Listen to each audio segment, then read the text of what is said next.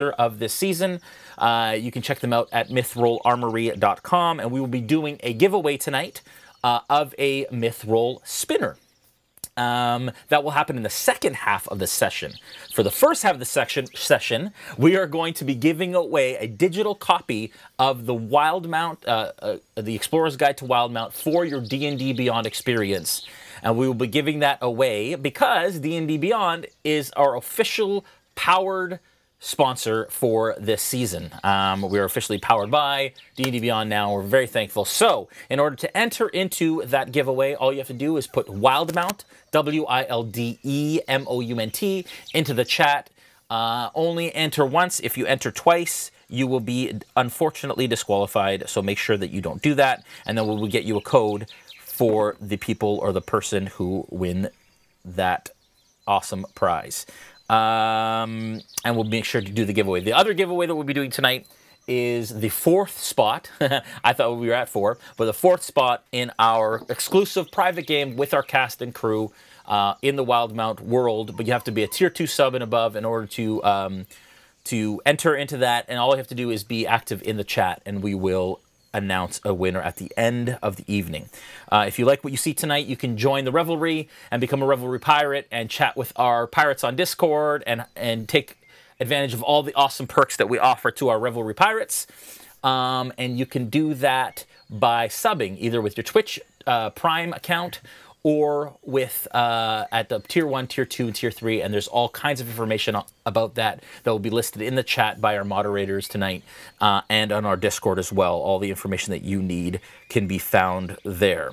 Tomorrow night, from behind the screen, I will have V the Crafting Muse on with us. We'll be discussing the Warlock tiles and her experiences working at WizKids, as well as her experiences as a female DM and a crafting DM as well. And it'll be great. V is a good friend of RealmSmith's and has been for a long time, so we're excited to feature her.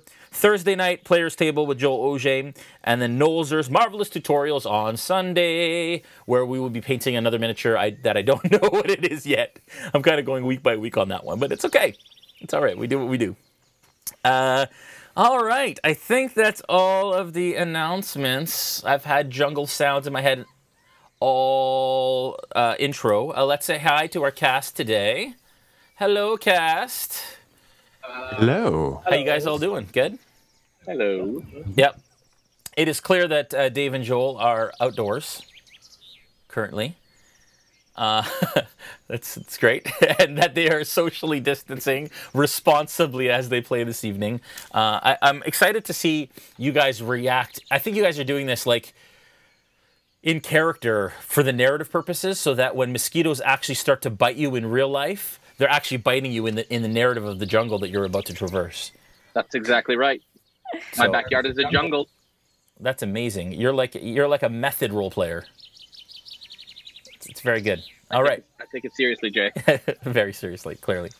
All right, guys. Last time we left off, last week, you traveled to the Twinward Isles. You were on the southernmost island of the pair of islands along the Menagerie Coast that are part of the Swivane Islands. You are coming here because you heard that there was a temple to Ukatoa, who is an ancient godlike idol that has been gaining momentum and interest from the revelry. Specifically Solon, who is one of the trusted advisors of the Plank King. He's asked you to come here to get as much information as you can from an oracle who exists in the depths of the jungle on the Twinward. You know that it is currently inhabited by the Kinau people, who were the original inhabitants of the Menagerie Coast, and who actually are still active and living here on the island. You all have approached the island in a skiv, and you all climbed out of it and started to climb up the cliff face, as Twinward has sheer cliffs all around the entire island. There are no beaches, there are no ports. Halfway up the cliff face, you are attacked by creatures that we can call harpies, who are female bodies with long scraggly hair and vulture like appendages, basically their legs and their wings. Some of them began to sing and enraptured, if I may say, a few of you. And where we left off on a virtual cliffhanger was that Janice, who had been accompanying you along well, actually, Yana, one of the Dark Elves, was accompanying you, and then they switched out immediately. You guys noticed this. We're a little confused as to how they could just switch like that. And then, charmed by the Song of the Harpy, Janice jumped off the side of the cliff towards the Harpy. And that is where we find you guys now. We are currently at Bacalhau for so your... in my last action, I cast Witch Bolt. Yeah. So it's an automatic hit because I haven't taken any damage yet. Yeah. So I just need to roll a d12 for damage. Okay. And which one was this against again? Do you remember? There was one that was kind of right over me off the edge of the cliff. That is still that is standing or was flying? It's flying. I think it's almost dead. Okay. Yep, got it. Okay. So it's a round die. It's an 18. Sorry, just one moment. Are you using the D&D Beyond virtual rollers? I am actually, and it's a 1 for damage. Okay, one damage. Yep. So Okay. as he's flying around me, I'm just trying to track him, I guess, with my stick. And Yep. Yeah, and she continues to take damage from it, but because of the distance and because she's flying, you're just having a hard time keeping it targeted directly onto the hovering creature. Janice, you now are in mid-flight towards this creature. I would like you to make a dexterity saving throw, please, as you plummet towards the rocks and ocean below. We're fine. That'll be an unnatural 20. Unnatural 20, very good. You manage to, even in your charmed state, as you start to fall and realize that you're starting to plummet, you manage to see kind of an area that is void of coral, and you land into the water, still taking 3 points of damage due to the fall, but are now being kind of pushed around by the waves that continually pummel the side of this cliff face. But as of right now, that is all that you are, and you're currently trying to swim. What is your what are you wearing, armor-wise? Breastplate. That's heavy, right? Or is that medium? Medium. Give me a strength athletics check. Medium. I won't give you disadvantage on that. Oh, but I rolled a natural 1 on that, so...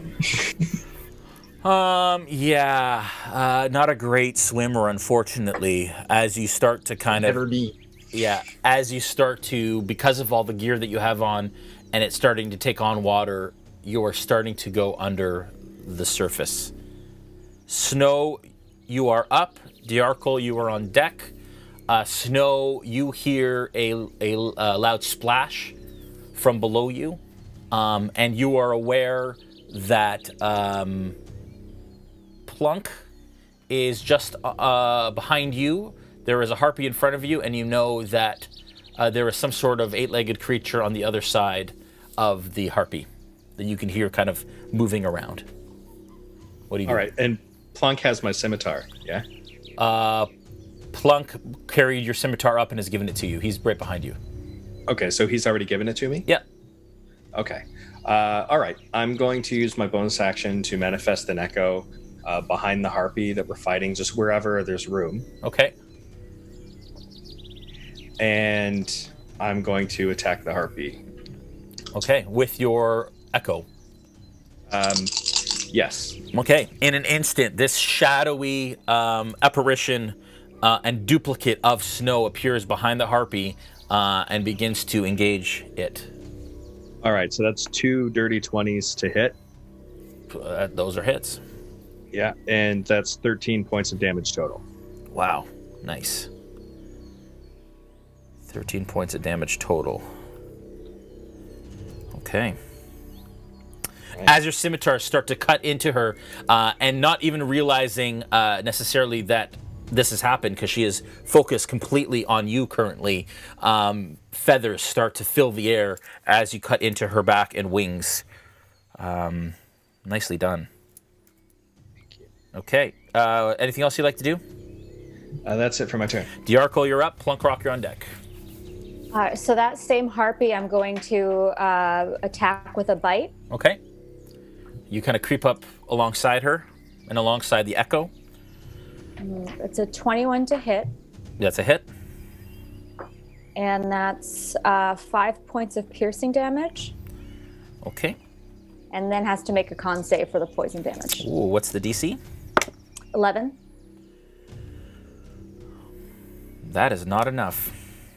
Okay, so then it will take 7 points of poison damage.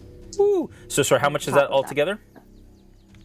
What was the first one? 5? Yeah. So 12? 12. Okay.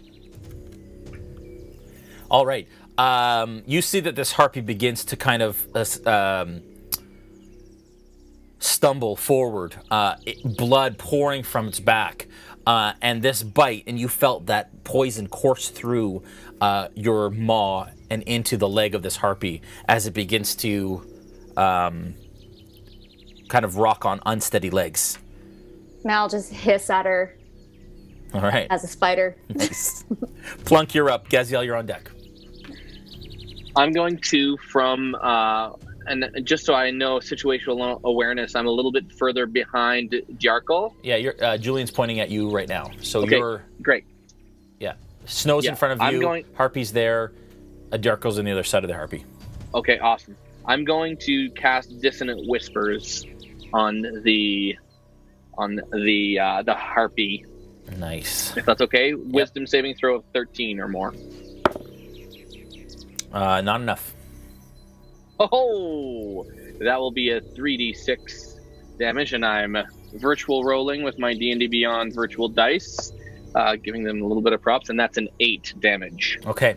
As you begin to speak into her mind, she starts to cover her ears and shudder and screech as her eyes roll back in her head, and she falls off the cliff face, smacking a number of stones on the way down. Not Dajarkal. That was the harpy.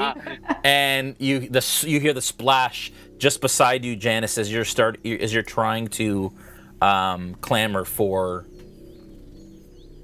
surface. Gaziel, you're up. Bolt, you're on deck. Okay. So I realize I have this cool thing called Channel Divinity Nature's Wrath. Yeah. Is that creature 10 feet away from me? So currently, if you remember correctly, you went to go give it a hug, and she has now wrapped her wings around you, and you have disappeared according to everybody else's look. So what do you do? I totally forgot. Oh, yeah. I'm going to take out my, what is it called? I'm going to take out my arm blade, my longsword. Yeah, your new longsword, yeah. Because I'm not charmed anymore. Yeah. And I'm going to jab it right in the stomach. Okay. And she didn't see that coming, so I'm going to give you advantage on that, actually. Cool, because you're in close quarters, and she currently thinks that you're under her spell. So what does advantage look like? Just roll D20 twice and take the highest. Okay, got it. Nope. Okay, I got a 5. That's your highest? You rolled it twice? Yeah. What did you roll? What was the other roll? A 2. Oh, dear. Okay. All right. So you're so close into her that you're having a hard time. And frankly, you're not really used to the sword. You've been fighting with your Warhammer for so long that you still haven't really had the time to train with it. And so as you kind of try to you actually misjudge, and it kind of goes through the feathers in her wings and out the other side as she looks at you like this, and her face changes into this horrible scowl. Bolt, you're up. Oh. Okay, so the one that had charmed me is now dead?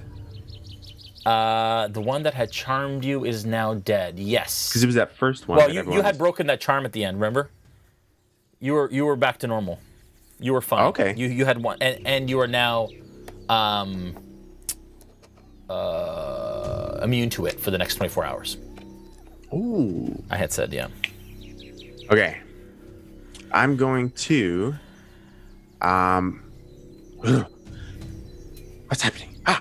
And I will aim my fist towards the harpy that I see straight ahead of me. That is all the way at the Dajarkal end? attacking? Or no, that's So there's one all the way at the end with that Gaziel that has Gaziel currently wrapped. There's also one that is flying out over the water. okay. I'll aim at the one that has Gaziel Yeah. and attack with a new ability called Lightning Launcher. Whew. What's the distance on that? Lightning Range? Launcher is a 90 to 300, Yeah, that's great. That works. and it's a 21 to hit, That's a hit. Yes, Bolt. and it's 7 lightning damage. And how does it work? Basically, you just, Want me to read the description? you just fire a lightning bolt out of your ring. Is that it? Yeah. Okay, so Bolt stretches his fist forward, and lightning begins to crackle around his ring, and it shoots forth and hits this harpy, even holding Gaziel around her and in her grasp, and begins to be racked. That's 7 points, you said? Yes. Okay, got it. All right. That harpy that is out above... sorry, that one is dead. That harpy that is out above the water is going to swoop down and try and grapple Dajarkal.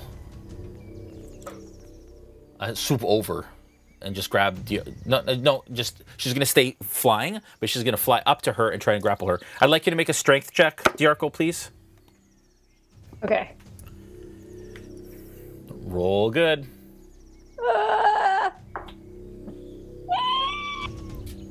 7. Oh, that is not enough.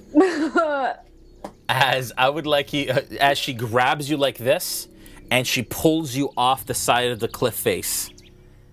I'd like you to make a dexterity saving throw, please. No, I don't like flying. Are any of us within range to do an opportunity attack, Jay? No, not currently. Bolt is, but you'd have to attack Dajarkal, not the harpy. The harpy's on the other side.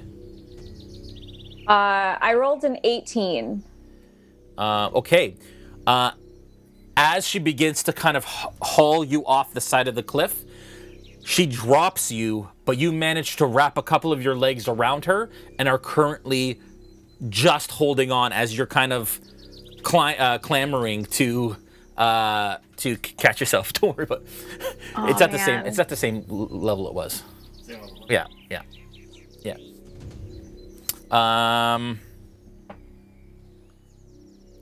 All right, the other harpy is going to... It looks down at you. That took 7 points of damage. Gaziel, and it is going to... It pushes back off you a little bit just to get a bit of distance. And goes to... With it, tries to dig its claws into you, but cannot pierce through your armor. And then tries to hit you with its club, and it deflects off your armor with no damage done. Bacalhau, you're up. Janice, you're on deck. It's too high. My computer is totally locking up over there, so I'm just going to use Joel's for a second. So I haven't taken any damage, right? No. You have not. Sorry, I've been I don't trying think to so. rescue my machine. No, you're at the bottom there, still kind of watching. Okay, then I'm going to then my witch bolt is still engaged, so I just need to roll for damage, and I got a 10. 10? Yep. Okay. I'm just kind of laying low at the bottom of this, Yeah. this hill. Like, Yeah. maybe they don't even see me there. What happens when there's somebody holding on to her while you're witch bolting? Well, it doesn't say. I'm sure she's probably fine. What's your witch bolt DC, Dave? Oh, well, just give me a second. Well, it's a roll to hit. So I rolled to hit with high precision my enemy. Okay, it's a roll to hit. There's no DC. Yeah. No. Okay. I'm going to say with your dexterity saving throw that you did, Dajarkal, that you're able to stop from being electrocuted by this witch bolt that is currently racking the harpy. Nice. Would I know from my prior use of this that if a person is touching that enemy that's targeted, that they're both going to be hurt? Like, would I know that? Because I would disengage it after doing my damage. Well, so I don't hurt my friend. You know that there could be a chance. But at this point, you feel like you've targeted correctly, so that this time it hasn't. Okay. I rolled a 10 for damage. Okay, yep, got it. And then I would like to, I don't know that it's an action, but I'd like to disengage my witch bolt. Okay. To stop it from frying my friend. It might be a bonus action, I'm not sure, or free action. Do you know? I think you can just drop it. You just singed my spider fur a little bit. Yeah. Okay. Janice, you're up. Snow, you're on deck. So am I still drowning? You are currently you're currently now below the surface of the water and are holding your breath. I'd like you to make another strength athletics check, please. My dice are not hot, guys. That's going to be an 8. Okay, with an 8, you manage to still keep your head just above water, but you're struggling to currently... and you do see the...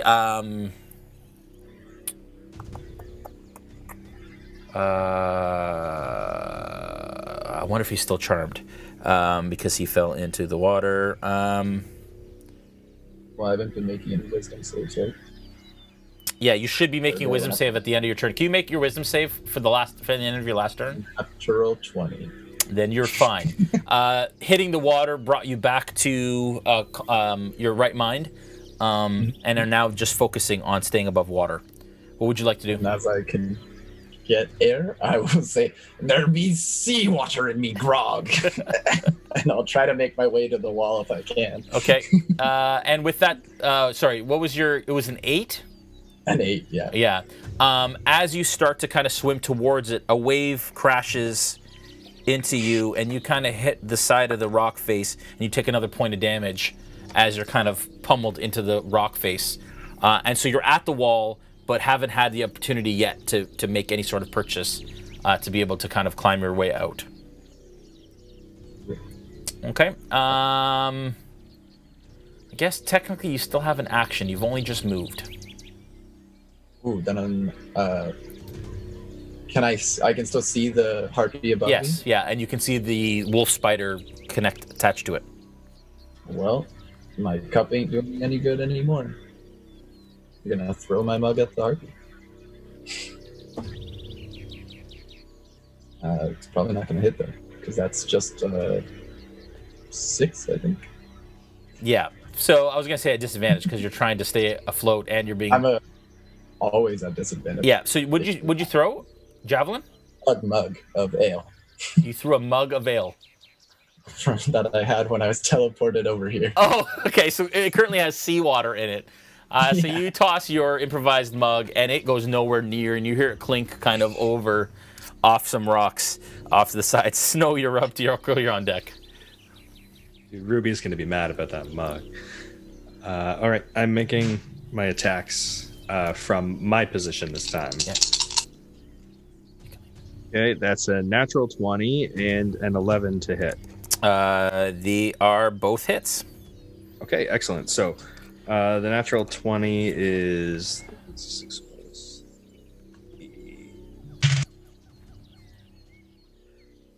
5. So Oh wait, sorry. Who are you attacking, dude? There's nobody there. oh, it's gone now? That harpy's dead. Yeah. Oh, okay. Sorry. Sorry, Looking yeah. at the image, it looked like it's still there. No, my bad. In that case, there's nothing within range of me to attack. You could move and attack that other one, potentially on the other side of. It's gonna be hard to get past Gaziel there. If my echo was to do a jump off the cliff, would it be able to reach the harpy with an attack midair?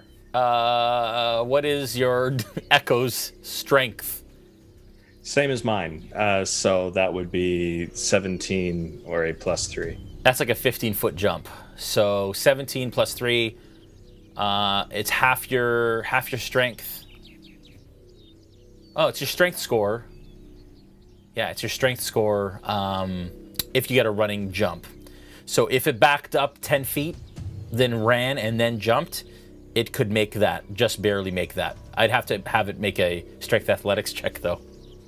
All right. So it's what, like 5 feet away from the edge? Yeah, right now.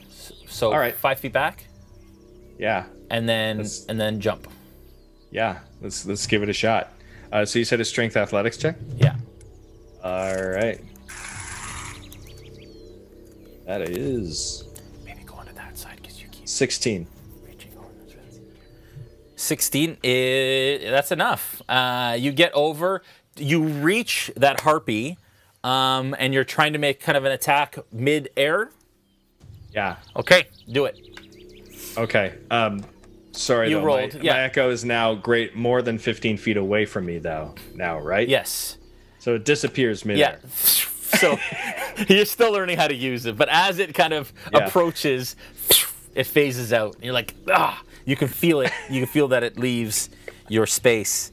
Yeah. So I still have my bonus action. Sure. So I'll just manifest a new one. Okay. And apologize to the last one. Okay. Where are you going to manifest it? I'm gonna. Oh gosh. Okay. I'm gonna manifest it. I guess right next to me. Every time snow messes up, a timeline dies. All right. Okay. Another one of the unlimited timelines dies. yeah. Dajarkal? I guess since I'm already grappled in, I mean, I'll bite her first. Okay. Nat 20. Nicely done. So, Yes. that is 6 points of piercing damage. Yeah. And then con save. Oh. That's enough. Well, so it'll take half of. So it'll take full damage, and then roll the second one. Oh, okay. Full. So the full. So what's the piercing damage it takes normally? So the piercing damage it 1d8 took is a d6 plus 1. Okay, so it'll take 6 plus you rolled a 6. No, I rolled a 5. Right. So Yeah. that's 12. So 12 points of damage so far. Okay. And then On the con save is a different roll. Yeah. So did it make the con save or no? It did. It did. Okay, so it'll take half of 10, so I'll take 5 points of poison damage. Okay, that's 17 points of damage. All right. You bite into it, and it shrieks in pain as you feel the poison start to course through its body, and it starts to plummet, and you feel it starting to fall towards the ocean. Would I be able to kind of wriggle out of its clutches? Give me well, yes. Its body goes limp, and so now it is no longer holding on to you.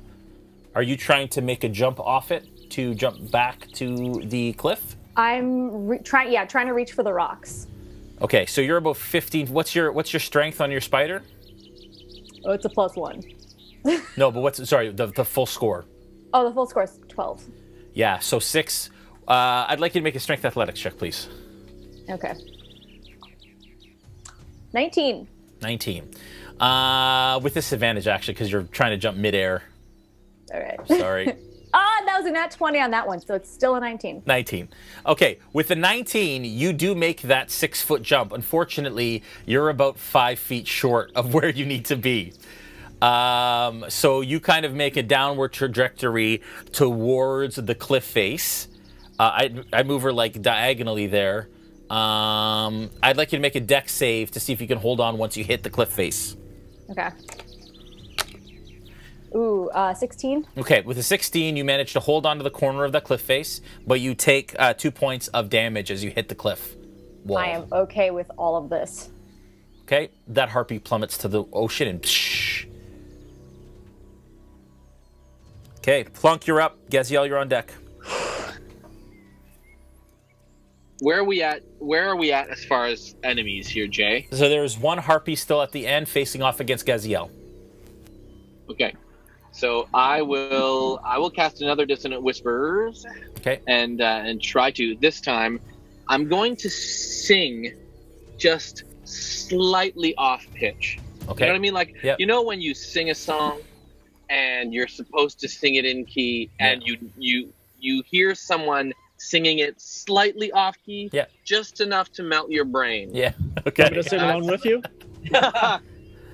Roll See, for that's annoyance. how Dave sings. Yeah. That's what I'm doing. Ultra annoying. Dissonant Whispers. Okay. All right. Okay. Save 13. Wisdom. It passes.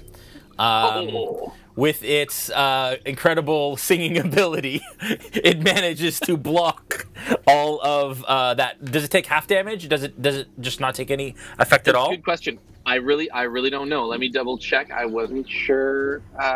There's Plunk there. It does. A deafened creature automatically succeeds on the save, obviously. The creature doesn't move into obvious dangerous ground. It doesn't say... Oh, on a failed save, it takes 3d6 psychic damage and must immediately use its reaction. But it doesn't say anything about half damage or anything. Okay. Oh, the target takes half as much damage and doesn't have to move away. Okay. So what's half damage. So what's half damage? Let me go and roll that now.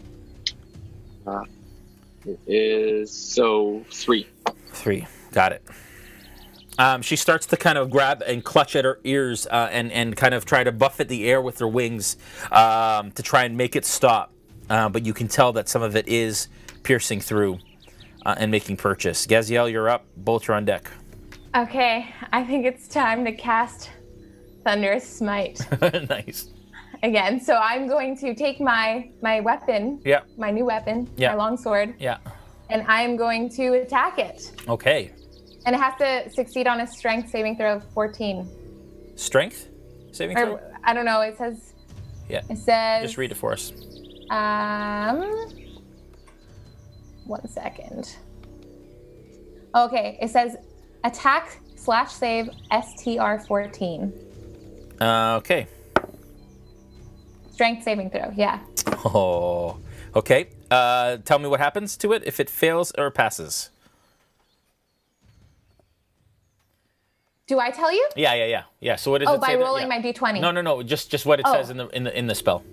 Okay, it says, the first time you hit with a melee weapon attack during this spell's duration, your weapon rings with thunder that is audible within 300 feet of you, and the attack deals an extra 2d6 thunder damage to the target. Additionally, if the target is a creature, it must succeed on a strength saving throw or be pushed 10 feet away from you and knocked prone. Okay, so it you have to roll to hit first, right? Okay. So let's roll to hit.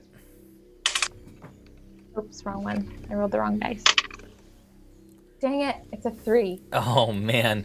So you swing past it again, not quite sure what you're swinging at. Does that undo the Thunderous Smite, or does she still have it because she has it? It's on the next hit. So you've passed it. It's still charged in your weapon for your next one, but it manages to move out of the way as you kind of swing wide on that one. Bolt, you're up. Okay. seeing how it worked last time, I'll sort of hit my fist a little. Let's try that one more time, shall we? And I'll shoot it again. All right. With a lightning launcher attack. Nice. Does a 10 hit? No, it does not. As it swerves out of the way of Gaziel's strike, it also swerves out of the way of the point that you had been focused on in order for your spell to go off. And it unfortunately goes over its shoulder. The harpy extends its wings out and it begins to fly backwards off the cliff, retreating. Gaziel, you get one more shot to try and finish this harpy as it's retreating. Okay. So roll your d20. Yeah. Come on. Please work. Okay. I don't even know how this happened. I literally got a d20. Natural 20. That's a moment. D&D, y'all. That is a lot of damage. That is double everything. Okay, so it has to make a save. Okay, so let's roll your damage first. So what's the damage on it first?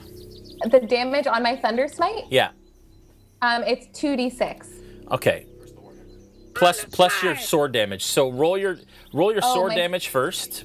Okay. Which means a d20, right? No. No. D8? Oh, got you. Yes. Okay, so that is a 7. Okay, 7 plus an extra 8 as well on top of that. Another 8 on top of that? So that's 15. So you have 15 so far. Okay. And then how many d6? 2d6? 2d6. So you get 12 automatically on that. Right? So roll 2d6. Roll 2 d6s and add that together. Okay, I got a 5 and a 2. 32, 34 so far. Holy moly. Okay, but it passed its score, so it only takes half of that, right? Okay, still decent. Either way, it's dead. How do you want to finish this harpy as it kind of flies off the side of the cliff here? So I'm going to take my sword and I'm going to look at everybody and yell, "Everybody, cover your ears!" And then I'm going to swing right into the middle of its neck. Yes. And blood just gushes all over. Wow.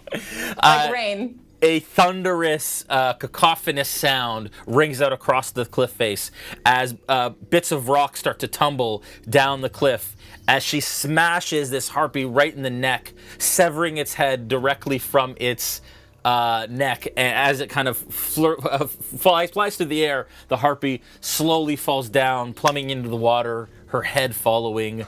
You guys are now out of initiative. Congratulations. Oh, whoa. Well done, guys. Well done. All right, so you are now out of initiative. Janice, I should say, you are still trying to climb that cliff. I'd like you to make another strength athletics check, please. That is a 13. 13. With a 13, you manage to take purchase onto the cliff face, and you can move half your distance up along that cliff. So just move him to that first ledge there. Okay? No, the first ledge in the bottom. Yeah, there. All right. What do you all want to do at this point? I would like to climb back to the top. Okay. Strength athletics check on that, please.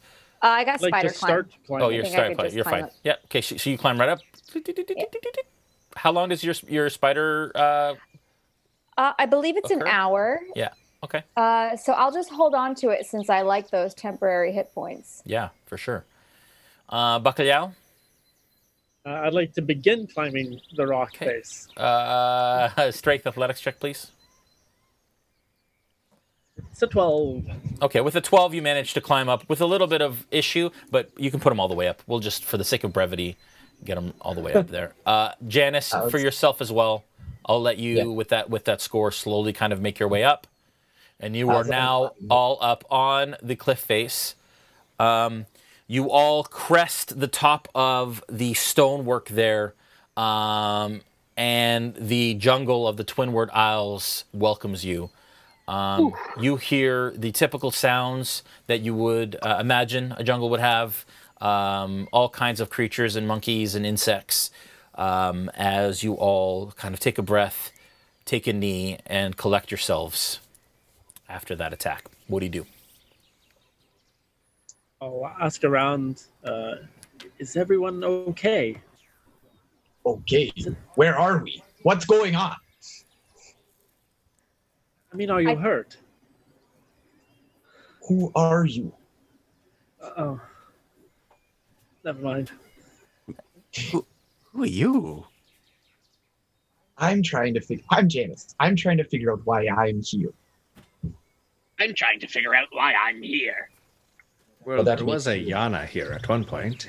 Where did they go? So you're telling me somebody else was here? Yes, Yana was here. Janus. Janus? I prefer Janus. I'm not a Zemnian, thank you. I scratch my head with one of my arms. And that thing is creepy. Wait, so, what exactly are you trying to do here? Well, we're looking for a temple of some sort. I'm gonna need a little bit more to go off of. A temple of Ukutor? That says a lot, actually. Okay. Hopefully not too much, but that is what we are trying to do. The player wanted there and just focus it on the players. How did you get here? Yeah. It's my thoughts exactly. Well, you kind of explained it yourselves. Yana was here, and now I'm here. Julian, you can just use that. Doesn't explain anything, though. Yes. That explanation only causes more confusion. Agreed. You've never switched places with another person, then? Well, I have with my Echo. Well, then, you should be pretty understanding of the situation. Sort of. Are you an Echo? No. No. Yana is the Echo. I hope not. Snow, can you give me an Arcana check, please? Sure.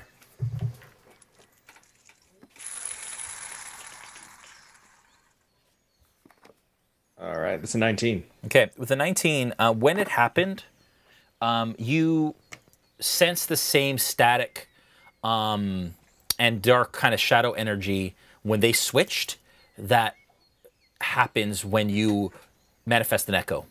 So you imagine that magic is somewhat linked, but you're not sure exactly how. That it's dunamis, or? Correct. Okay. Well, I suppose you are somehow able to just switch places with each other, regardless of distance? Well, I can't say that I've ever tried to go to the ends of the world or nothing, but still, it's never caused us any trouble. This is days away from... Wait, were you on Dark Toe? That's where we came from. I was in the Bloated Cup enjoying a drink with my old friend Malgath. Well, Next thing I know, I'm in the ocean. We are, about 7 days from there? That is, oh, you best be kidding me. I hope she pays me tab, or else Rosie's going to throw a fit. Well then, welcome. What do you know of Yana's quest? Nice and close on it. Well, I know that you said you were looking for a temple in the middle of whatever island we're on, about 7 days away from Darktoe. And Yana spoke nothing to you of the intent? Well, she might have said something, and I might have not really been listening. Give me a history check, Janice. That is... That's a 12. Yeah. With a 12, all you remember is her saying something about, when I need you, I'll call you. And you know that this happens often, where when she needs something that needs hitting, you kind of come in and do that for her. Oh, yes. She did say I'd probably be killing some stuff at some point in the near future. So, well, now that everything that needs to be killed has been killed, are you able to switch places, or how does that even work? Well, it's usually about once a day you can do it. So just one way, not switching back. Figures. Where that is the one downside. I need the mini box. Okay, welcome. You seem like a nice enough fellow. Hi, pleasure to meet you all. Indeed. Janice, emissary of the Flame King. Oh, then it is an honor to be in your presence, emissary. Well, thank you. This is a task we're performing for the Plain King, doing a little bit of research to find out what is going on with this Ukatoa. So, your assistance will be invaluable. But of course. And I don't know if it'll help, but I can bring her back whenever the opportunity presents itself. I suppose. I'm sure you would like to get back to wherever you were. Well, I was with each right now. Does that mean that right now she's drinking from your cup at the Oh, she best not be, or else she'll be having a word. You can grab their minis too, just in preparation. All right. Well, Harpies, a nice warm welcome here. I'm sure there is more to come. We should all be ready. Does anyone need any sort of recovery? Do you need to rest? Should we continue? That's what I was asking. And a very good question, Bacalhau. Don't think it would be harmful to take a short rest, recover, wipe the blood off my face. Very good. Very good. I'd like to use prestidigitation to remove the blood from her face. Okay. He does one of these kind of like Jedi swipes, and the blood is gone from your face. Wow. Becco, yeah, thank you. You're welcome. That was so good. I can clean a lot of things. I'll just go around cleaning the party members. Okay. Just the blood off of them. Good. Okay, so you guys are taking a short rest? Okay. So anyone who has lost hit points can use hit dice to replenish hit points. And you can obviously, in D&D Beyond, just hit that you've taken a short rest. Make sure that you confirm it twice when you do so to take your short rest. And I'll pop out of my wild shape. Okay. All right. The hour goes by fairly uneventful. Again, you can tell that this jungle is fairly dense, and it's going to be slow getting through it. Even at the edge here, you can see into it maybe only, 20 to 30 feet, if that. Vines, leaves, and the rest has it choked very, very tight. What do you guys do? Well, I guess I can use my scimitars as machetes to kind of carve a path. Yep. Is there any evidence of traffic coming through from this side of the woods? Yeah, give me a survival check. You betcha. It's a 23. Yeah, with a 23, not much. Other than the stuff that you guys just kind of fought against, there isn't really any traffic going into or out of the woods that you can tell. One sec.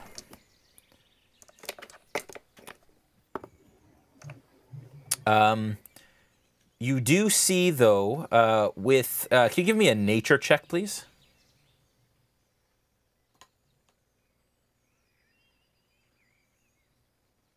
It's a 7. Okay. That's it. So okay. What do you guys do? So wherever we're going, my echo will be at the front doing the carving of the woods and potentially taking the brunt of anything that attacks us. Yeah, give me a marching order then. So Snow first. Yeah, so my echo and then me. Okay. And then whoever wants to be after me, I guess. And your echo is going to be 15 feet in front of you, kind of at the edge of your space. Yeah, I'd say let's do about 10 feet, just to be safe. Okay. Is your echo feeling around the jungle to see where to machete through, or is so it'll be kind of like tapping and feeling with the machetes. Okay. Unless this is an echo that can see, then he'll be able to just see. Yeah. Or does he just wave wildly and keep walking? Well, he could. He really could, you know, like just keep going, just a windmill. Okay. And then who's after Snow? I'll go right after him. Okay, Gaziel. After Gaz? I'll follow after Gaziel, Plunk? having seen her performance in the last battle. I'm Yes. just, wow. After Plunk? I'll follow after Plunk. Dajarkal. After Dajarkal, Is this? we've got Janice and Bolt left. I was gonna take up the And back. Bacalhau. You're going to take the back, Janice? Okay, so Yeah. Bolt, where do you want to be? Okay, then I'm second last. Okay. And then Bacalhau, you're in front of Bolt then. Can I be kind of close to Snow? Yeah, sure you can. Where do you want to? You want to be like beside? Yeah, I'll just be behind him. Okay, so you're kind of beside Gaziel then. Behind? Yep, Yeah. Just us friends hanging out through the woods. got it. Friends. Best friends forever. Okay, so what direction would you like to move in, Snow? We have no sense of where this temple is, right? Is there? Give me a nature check. Okay, good times. Good times. I do love how amazing it is that we always let Snow lead us. I know, it's the blind leading the seeing, I know. It's the best. So, hey, you know, I've got some other senses at work here. Heightened senses. That's an 18. Okay. With a nature check, you imagine that the temple is probably, because it's of sacred nature, that it would probably be somewhere in the center of the island.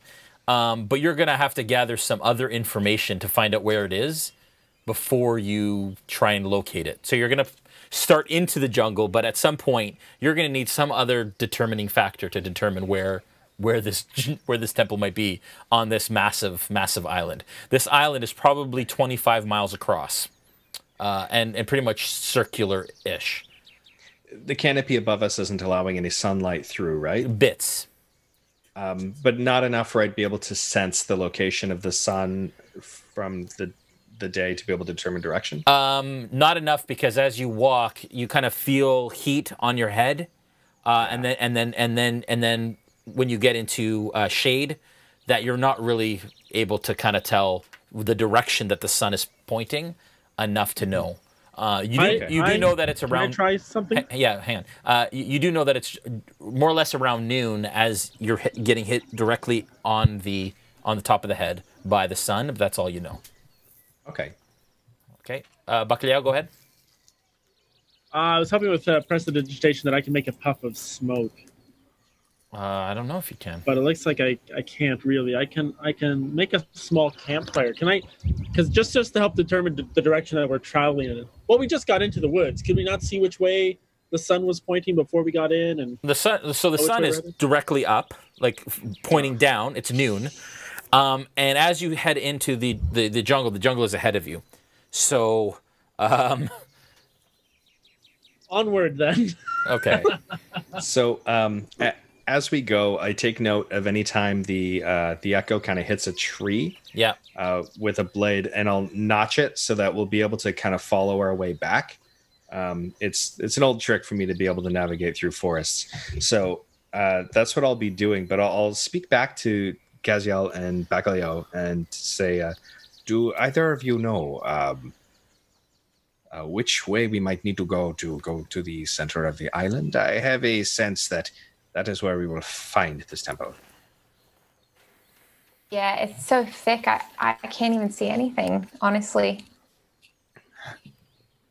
I think we just have to hope we come across some tracks.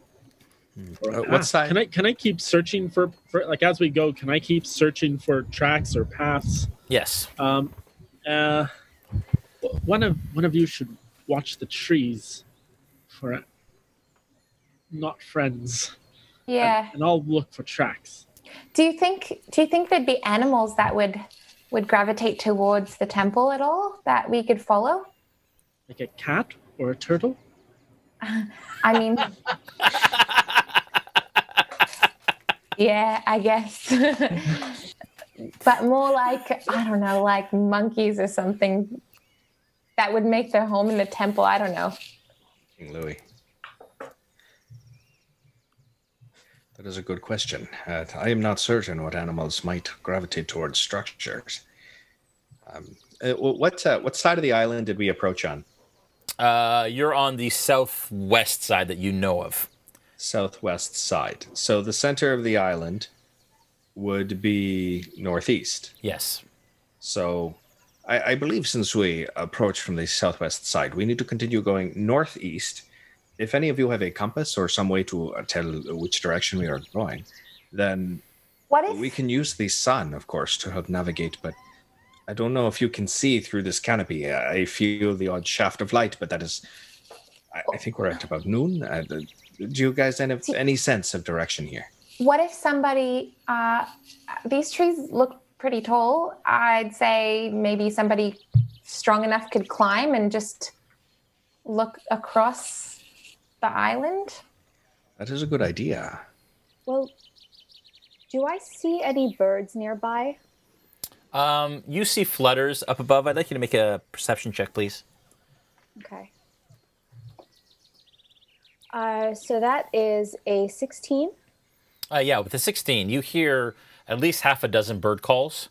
And being one with nature as you are, you do see that there are a couple birds kind of jumping from tree to tree, smaller kind of black birds. And you do spot kind of a toucan-type bird, probably about 50 feet ahead, up in the tree. Okay, in the canopy. I'd like to get 20 feet closer to it Yep. so I could cast Animal Messenger. Okay. All right, can you just read the spell for everybody's sake? Okay, so for 24 hours, the last 24 hours, by means of this spell, you use an animal to deliver a message. Choose a tiny beast you can see within range, such as a squirrel, a blue jay, a bat. You specify a location. Which we must have visited. Is there any way that I could, or I said recipient who matches a general description, such as a man or woman. The target beast travels for the duration of the spell towards a specific location, covering about 50 miles per 24 hours for flying messenger or 25 miles for other animals. So not knowing the location, would I be able to describe it and like have it come back to me to see if it finds it? You can absolutely try. You've never been there. You've actually never visited it. So even to describe it would be difficult. The only person who has actually kind of seen a facsimile of it is Gaziel in her dream. But that's it. Okay. So I will, using what Gaziel has described it. Yep. I will try to communicate that description and just ask the bird to come back to us if it flies over with like a direction. Yeah, I think it just delivers a message. I don't think it comes back though. Well, what if the message was towards like me or somebody else in the party? No, it doesn't work that way. Yeah, it's a one-way thing. Unfortunately, you send the animal out, it goes out, it delivers that message, it doesn't unfortunately come back. Unless then they cast Animal Messenger on it to send it back. All right. Sorry. I tried, guys. Sorry. That's okay. But somebody can climb a tree still, I think. If we get someone to climb a tree, maybe perhaps we could see beyond like a little gap in the try and climb a island. tree for you. You're going to try to climb the tree? Do you remember seeing if it was near water or if there were any other landmarks near the temple? In my dream? Jason, do I remember seeing water? History check. Okay.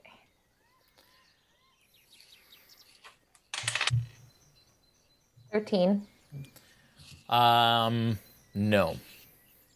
And in fact, all you do remember really is seeing past a vast expanse of jungle that had been burnt, remember, and shriveled, and almost just like the silhouette of a temple that was stepped in nature, so almost like a Mayan temple that had a variety of levels, smaller up to the top, kind of triangular in nature. So you said there was burnt things around it? Yeah, so if you remember, the jungle shriveled up behind you as the large creature started to move and roar, and it killed the jungle, and you saw the temple through that clearing after. Right. All right, guys. So it's either we go forward or so we get somebody to climb up and try to see what they can see in the distance. Okay, I am a good climber. However, I would not be able to see much. At the risk of sounding insensitive, Gaziel, how much do you weigh? I'm very little. Probably about, Jason, 40 pounds? 40 pounds? Something like that, yep. Probably close to 70, and you have some armor on too, so. I take my armor off, I climb on your back, and we go up together. Taking off your armor, unfortunately, is going to take 5 minutes, but then it's another 10 minutes to put it back on, so it's up to you. What do you all think? I've got a good carry weight. I'm a fighter. Can the Kancko not climb a tree? Can the Kancko not climb a tree?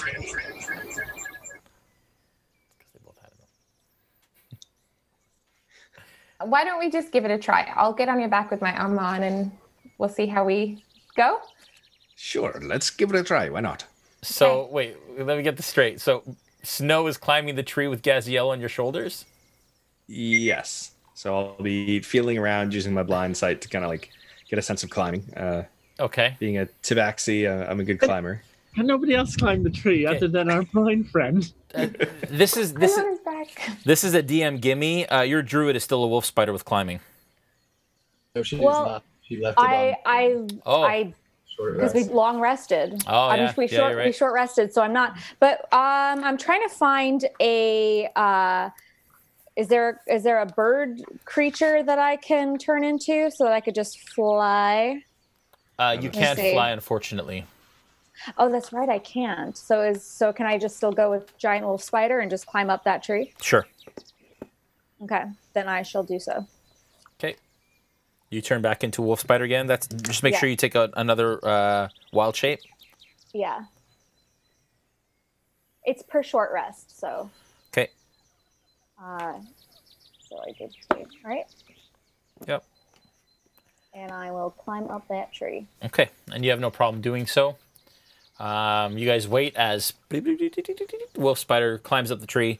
It takes a little while. The tree is probably about 100 feet high. You kind of find the highest tree that you can in that area, and you poke out the top of the canopy, and you look across. I'd like you to make an investigation check, please. Okay. That is a 19.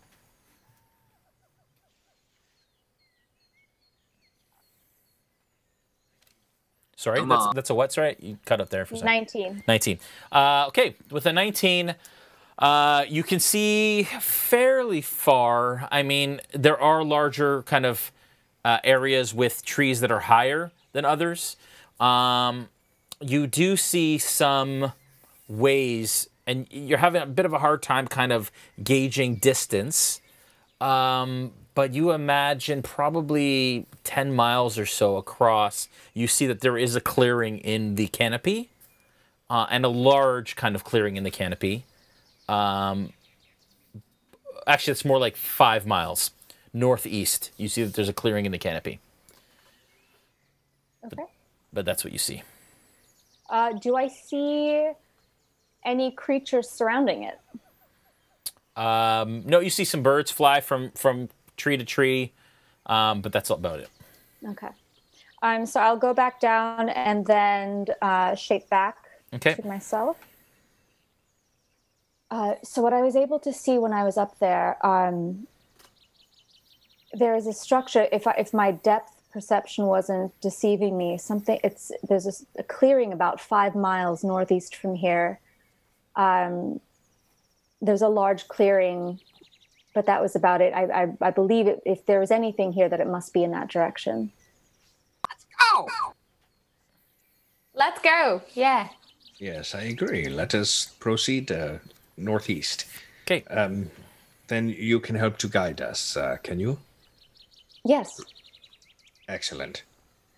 So, I suppose, tell me the direction. I will guide the echo, and he will carve the path. Okay, so am I... would I be able to just, like, lead the group, or would I be able to... Is there a way from the ground to explain the directional paths, seeing as there's no... Did you say there was like no? Yeah, so you can basically stand right behind Snow and speak to him and tell him where to send his echo if you want. Okay, that's what I'll do. Snow, I'd like you to make a survival check, and Dajarkal, I'd also like you to make a survival check, please. Okay. Actually, I'd like you to make a survival check, Dajarkal, and you can add Snow's bonus to that. Okay, so add +4. So that's a 19 with a 4. Okay. You manage to start to traverse the jungle in a northeastern direction. And it's pretty thick. And what this consists of is like climbing over rocks, cutting some out of the way, kind of moving through. So you're not kind of all walking. You're kind of all sort of climbing in and out of brambles. There will be like a little open area that you can kind of get a bit, but then you have to climb a bit more, chopping vines as you go. Very dense, very thick. Within a couple miles or so, you come to what appears to be a clearing. Almost like there has been a path sort of carved out on either side of the canopy, the jungle base, basically. And you basically come out onto the broad side of a path that exists. And we'll just set up, it's his echo first, yeah. And then Dajarkal's right behind him. When we get there, I'm just going to kind of yell from the back. Sorry. Sorry. I seem to have fallen behind a little bit. I didn't realize that this new armor would be so heavy. If you can just give me a minute, I think I can maybe lighten my load a little bit. And I take the baby T-shirt that I had used once as a cap of water breathing. Yeah. And I fold it and fashion it into a satchel. And I use my infusion to make it a bag of holding.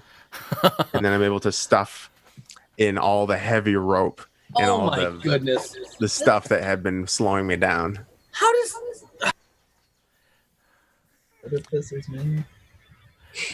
Next game, we're all artificers. breaking the game? Yeah. Artificers break the game. I hook it up to my back. That's better. Right. Okay. Are we there yet? What do you put into the bag of holding?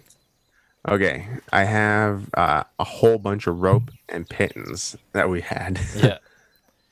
And all of my tools. I have a lot of tools. Okay. So as you guys watch, you kind of turn around and Bolt takes this rope and he puts almost his whole arm into the satchel, and he's just putting things that seem way too big. Oh, we lost somebody. I think it was Josh's camera. It was Josh, yeah. Josh's camera. Okay. Josh, if you could just hide the yeah, there you go. We'll get back there in a sec. At least once per session, this needs to happen. At least it's close to break this time. Yeah, it keeps us humble. It's all good. Okay, actually, let's take a break. All right. We might as well. As we're kind of close to break. I will take some questions. And let's see.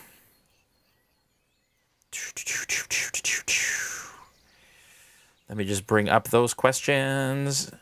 And we will also be, when you figure that out, Julian, we'll announce the winner of the Wildemount digital copy for D&D Beyond. Let's get in here. Questions for Jason.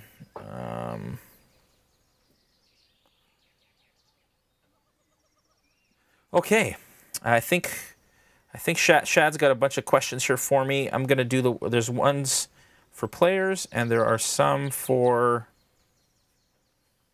Okay, I think these are the ones. All right.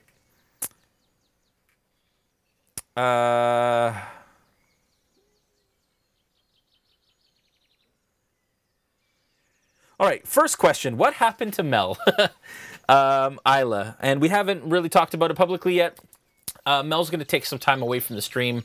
Everything's fine, everything's cool, but going back to work and all of that sort of thing, she just had to take some time to herself away from on Monday nights, especially with family, and she's got 3 wonderful kids and just needs to really kind of focus on that kind of stuff. So Noura's going to kind of be taking her spot for the rest of this season, and then we'll revisit come the next season of Into the Mist.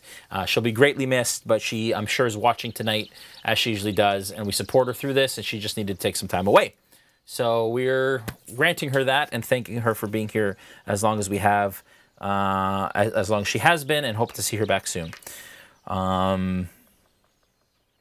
Question from Gary Diamonds. Was the COVID Wildemount mask just an idea? Because I would absolutely be interested if it is in production. It was just an idea. We started to kind of look into it, and the process of creating them would have been longer and probably more not as cost effective as we would want. So we kind of passed that idea along, or passed by that idea, but maybe it's something that we might come back to. You never know. David Bastiensen says, have y'all thought about writing a follow-up adventure to the Wildemount hardcover based on your work on the stream? Great idea. We have something maybe brewing in that realm, but doing a hardcover book is difficult because the rights stand obviously with Wizards of the Coast and D&D and Critical Role, and so there's lots of things, moving parts there that would have to be figured out before we could potentially do anything. So we're thinking about something, but we'd have to, again, there's lots of conversations that still need to occur for all of that. Writing Machine asks, any advice for DMing a dark and creepy setting? I'm running a game in the Baldur's Gate Descent into Avernus. Jason. Any advice? Yes. So all the advice I could probably give you is in Into the Mist. That is a very dark and creepy setting. The one thing I would say is it's really important with any dark and creepy setting. Oh my goodness, Christina has a kitten. Oh my goodness. She just stole baby Snow. She just stole the Snow has babies. Oh, like a little snowball. Oh. So cute. Julian is going full cat dad right now, by the way. That's great. That's funny. All right, back to the answer to the question. The only thing I would say is that you have to make sure that you balance dark with light.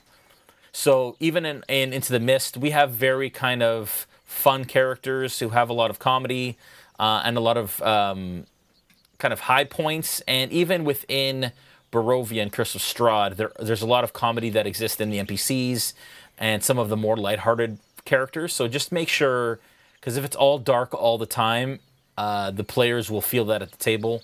You need balance in there. So that's what I would suggest. I'm going to answer one more question here, and then Joel, you can take it from there. Sounds good. With the rest of them. What sizes item can you put in a bag of holding? Adam, do you know? According to the rules, I know you have the rules right there. You should know, Adam. Yeah, it says roughly 2 feet in diameter in the mouth and 4 feet deep. The bag can hold up to 500 pounds, not exceeding a volume of 64 cubic feet. The bag weighs 15 pounds, regardless of its contents. Retrieving an item requires an action. So yeah, I'm just looking because I don't think there's a way to assign gear to the bag of holding that I can find in D&D Beyond. No. I have a question about this actually. I'm less than 64 cubic feet and I'm under 500 pounds and I can hold my breath for an hour. Can I go in the bag for an hour? Yeah, you can. You can absolutely try. Well, isn't the problem just that I can't breathe? Oh, we'd have to find that out. Actually, I might read about it first. Or it's more fun just to try and stream. Yeah. A Kancko would fit easily. Yeah. The opening. We can kill two birds with one stone. Oh dear. Oh, okay, Dave. Joel, take it from there. I'm just gonna take a bio break. All right. Okay, some more questions here. Where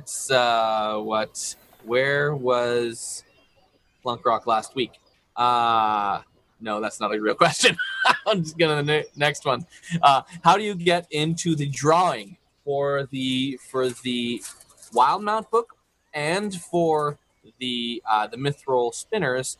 You can just go, I believe, Josh, you can correct me if I'm wrong, or Julian can, but I believe you can do like exclamation mark giveaway, and I think it will. Yeah. The mods can, and then the information about the giveaways will come up into the stream, and that's the best way to kind of get the information about them. So you just type the mods can kind of make sure that bubbles up into the stream. If you look at it, you'll see it. The chat on the stream specifically, that's what I'm talking about. Next question, which is right here. I saw it here. How did all of the RealmSmith crew come together? Did you know each other prior to forming the crew or meet through later collaboration? Okay, I've answered this question several times, but here's, in a nutshell, how it all happened. Okay, Jason and I. Jason was, he worked as a game designer for my company that made games for Facebook. And then I fired him. And then... and then he started RealmSmith live streaming. This is many years later. We met at a charity that we were working together, and we met up, and he invited me to come play Dungeons & Dragons at his garage. Loved it so much, and that's where I kind of connected with the other guys. At this point in time, I think it was already underway where Brandon and Jason had already started playing D&D together, correct, Brandon? And Dave, but I don't like to mention Dave in stories because then he takes all the attention. I've known Jay for 23 years. You know that? I've known him since I was a little weenie bopper. I'm so glad you added that. Not the term. That's not a word. So then we decided to. Okay, Christina, I'm trying to answer questions, and the cat is literally playing the cutest game you can play with the cat, which is get the iPod or the AirPod dangly thing. Her square is way more interesting than yours. So that's how it went down. And then all the rest of them found their way on the stream, okay? And then there was a cat, and that's what won in the end, the cat. No, but then just so that you guys all know how Noura kind of joined into the crew, so to speak, as a guest. But then she's been such an awesome kind of she's been such a great guest, and now you're such a part of the family, Noura. Aw, thank you so much. And so, but how that happened was we asked Noura to come and guest with us at a GaryCon event 2 years ago, or a year and a bit ago. Mm-hmm. And that's where we met, and we became friends. And then she agreed to come on the streams that we were playing as a guest, and then now we're just playing every week. Yay! It's so fun. But that's RealmSmith in a nutshell. There are other things, but I'm missing everything because of the cat. Okay, other question. Is Christina's familiar celestial fate or fiend? At this point, I'm going to say fiend. You have to ask the cat. Oh, yeah, we have to ask the cat. We have to ask the cat. You want to ask the cat? He's right there. They want to know what the name of the cat is. Is it Snow? That would have been such a good idea, but Right? its name is Sully, like from Sully. Monsters Inc. Yeah. Sully's he's a great character. Great character. What is Christina's kitten's name? Is this no? Okay, so we answered that.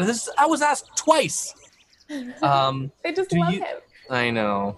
Do you play D&D? Do you always play D&D, or do you play other games together too?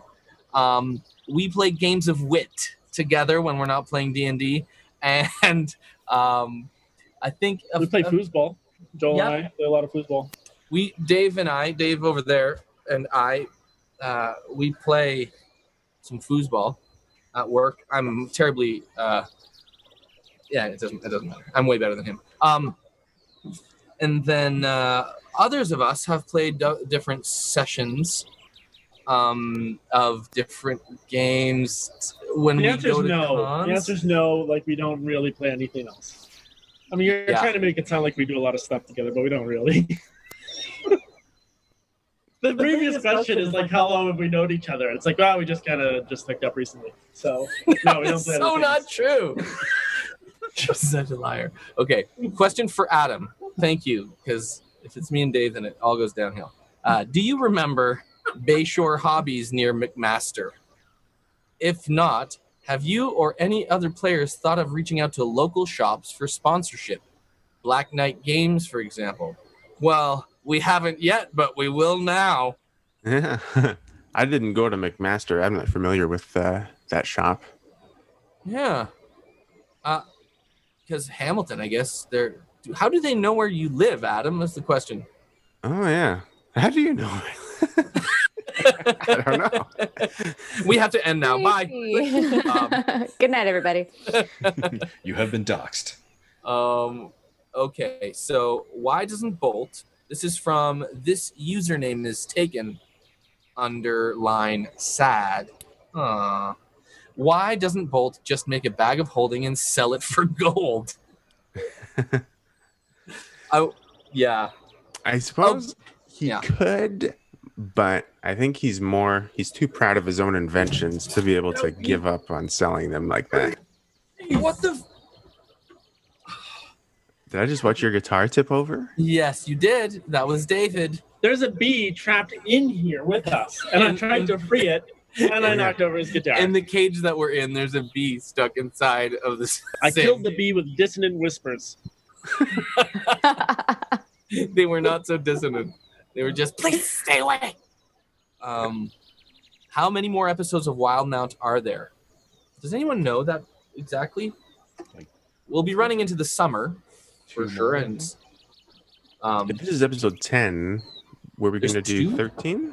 2 more or 3 more? I think there's 3 more. 2 or 3 more. Doing 13. I'm not sure. Pretty sure. Positive. Yeah, I'm pretty sure it's 13. Me Dave is very afraid of bees.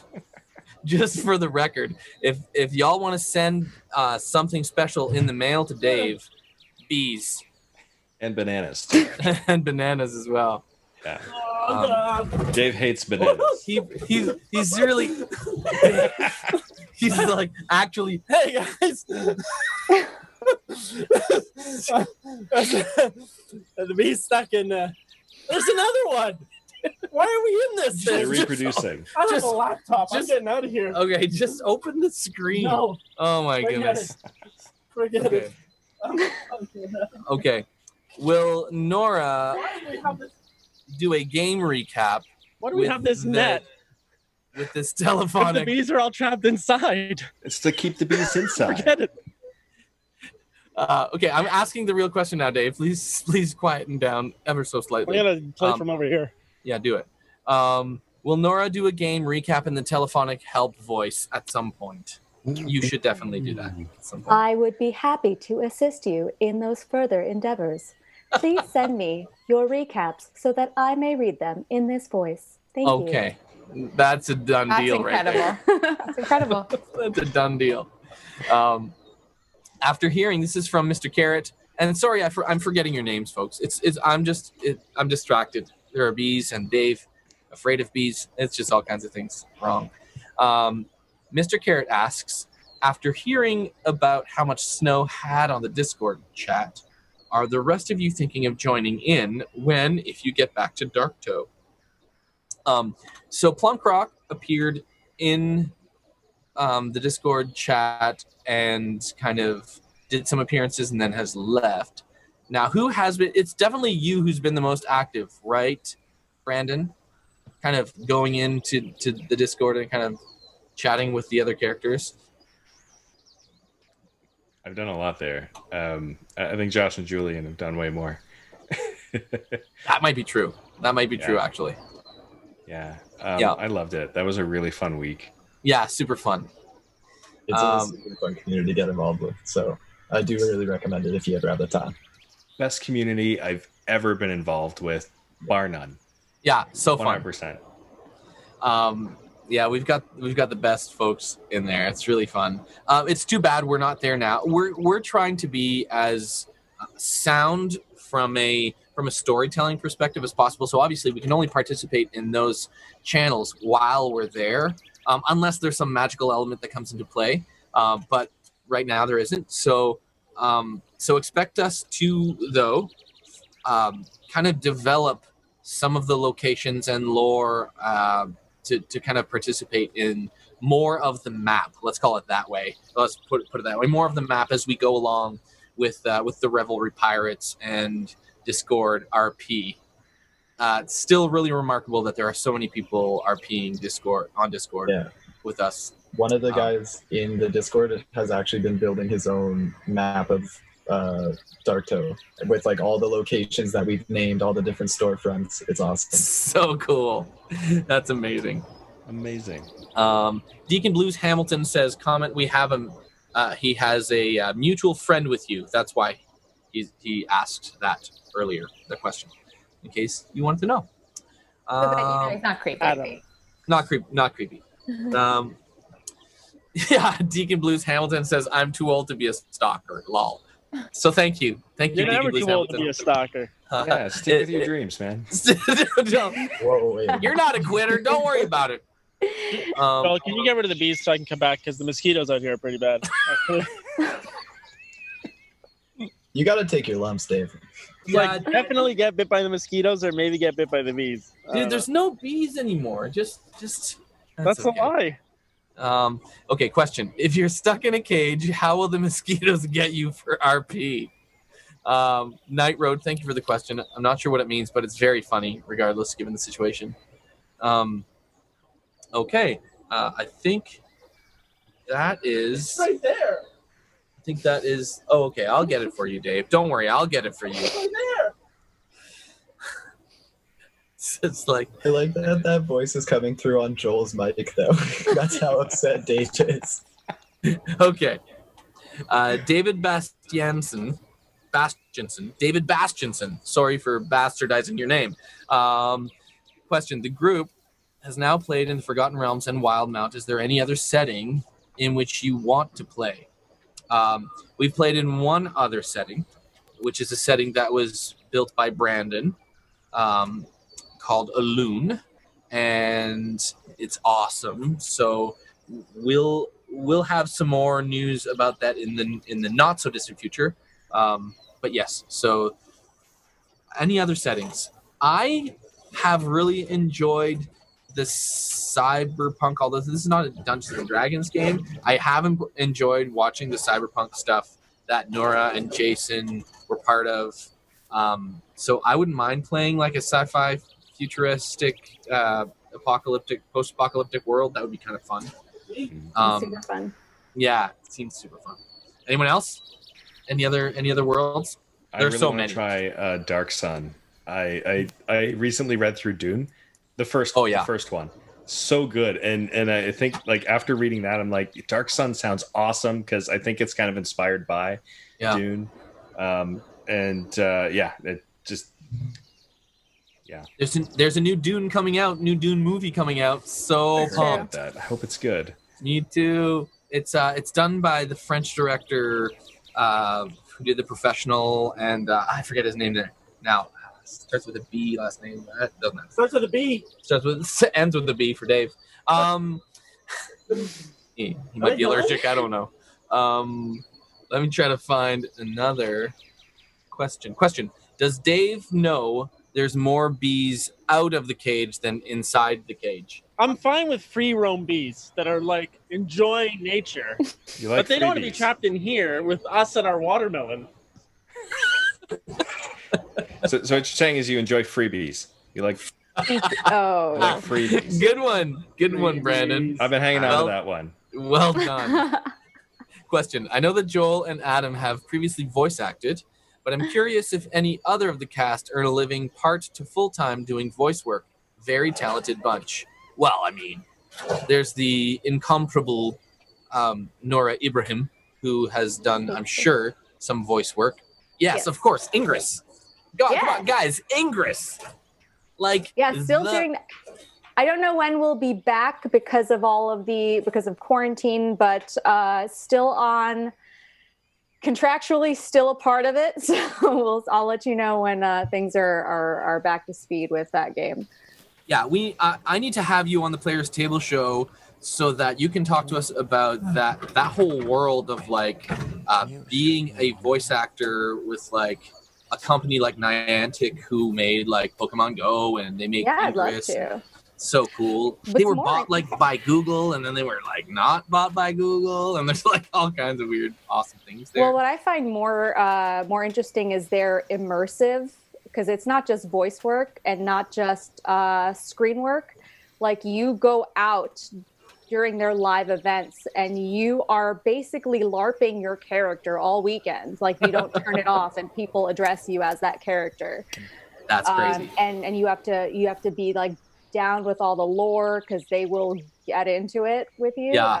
And that's to me been part of the most like interesting part of that experience. So one of our coworkers that works at the TV station that Adam and Christina and I and Dave and Brandon work at, it's kind of a little tidbit of info there, is one of Canada's leading Ingress players. She's, Heather. Wow. Yeah, she plays Ingress and has like so many accomplishments in English. In That's Ingress. amazing. Yeah, so I know it's a lot of field work. Like, you don't just like, you're out in the world. Yep, she does. Squad. That's what she does for exercise. Is like with the squad, going out every single week, and her husband accomplishing Ingress tasks. That's so cool. Yeah, it's crazy. So cool. Little tidbit. Okay. I'm looking for. I think we're done here, Jay. If you want to jump back in anytime. Yeah, totally. So we just we have a winner for the Explorer's Guide to Wildemount digital copy for D&D Beyond, and that is Vixen 450. Congratulations, Vixen 450. We will send you a code to download that copy. She is very active in our chat and in our community, so thank you for being an active community member, and congratulations on that. We're also going to do a giveaway at the end. Again, there's 2 more. If you're active in the chat and you are a tier 2 or higher, you have a chance to win the 4th and final spot in our private game with our cast and crew. And also a Mithril Armory spinner set in a case. So in order to... is that all set up? Ready to go? No. Yeah, Josh, is that all ready? We're not going to draw, just to make sure that if they're putting that information... the code is there. Okay, so the code is Spinners. SPINNERS. And you can add that into the chat. If you add it twice, you will be disqualified, and you will be entered to win a set of Mithril Spinners and a case to go along with them. Awesome. Jay, tonight I'm using a version 2 prototype of the next version of the spinner. What? It's really cool. Dave, you cannot show it. I can't. I 3D printed it, all the pieces today, and got it together, and it's really awesome. Really cool. So I can't wait to show, but I can't show yet. Just teasing us, eh? Oh, yeah. Oh, man, it's really cool, though. But we can see it after the stream, right? No. Maybe. I don't know. We'll see.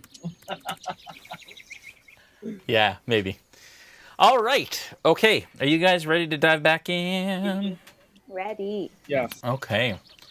All right. So. Your mic's muted, Joel. I have one announcement to make. Sorry, Jay. Yeah. Because we have to get orders in for the Mithril spinners. By the end of the week, they're headed to our warehouse. If you want a Mithril spinner, just go to mithrilarmory.com. This is the last week to get them. Okay. Because we have to close off the Kickstarter account. I just want to make sure everyone knew. That's it. Awesome. Cool. All right. So you guys have stepped into what appears to be a bit of a pathway that has been cut through the jungle foliage. And it extends to the left and to the right of you. But there is thick, dense jungle on either side of that. And we can bring up that table cam. There we go. Again, shout out to Dwarven Forge for the awesome jungle stuff. All right. Your echo comes out in front. I would like you to make a perception check, Snow, through your echo. Sure.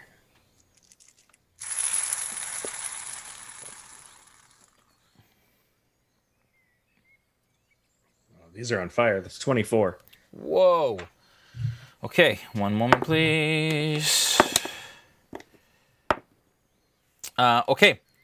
To your left, you see emerging around the corner a young, what appears to be tribal boy. Light, kind of brown skin, already in his teens, maybe 13, 14 years old. With tattoos already starting to form kind of on his shoulders and up his neck and a couple on his face. He is wearing kind of rough leather skin, carrying a spear, and he looks terrified as he kind of runs. He sees your echo and he stops. And you can hear what you hear from this, and Dajarkal, you see it as well out of the corner of your eye, because he's not making any point of being quiet whatsoever. In fact, Snow, Dajarkal, and Gaziel, you see this. But Snow, you hear the trampling. He comes to stop right in front of you, basically your position, or just to the left of your position, and his eyes are wide. He's covered in sweat as if he's been running from something. And from behind him steps out this lizard-like creature that stands on 2 feet or 2 legs and has 2 hands out in front with these large curved claws and this massive snout full of razor-sharp teeth. At that moment, too, Snow, you hear sounds in the jungle around you that are similar to the movement that this creature is making. I would like you all to roll initiative.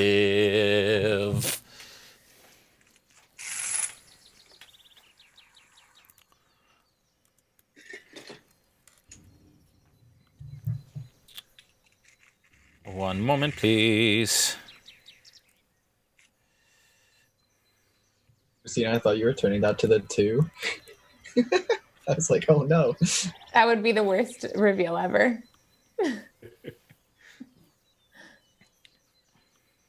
Thinking anybody that's played through Fallen Order, at least the first box from Fallen Order, this is familiar. Snow? 13. Plunkrawk? 8. Sorry. It's muted. Bolt? 10. Dajarkal? 12. Bacalhau? 22. Gaziel? I got a natural 20 plus 1, so 21. Ooh. Janice? 15. 15? Yeah. Okay. All right. Bacalhau, you are up. And obviously the party comes to a stop. And you can see the boy. You can't quite see... and you can see this creature who is basically the height of the boy.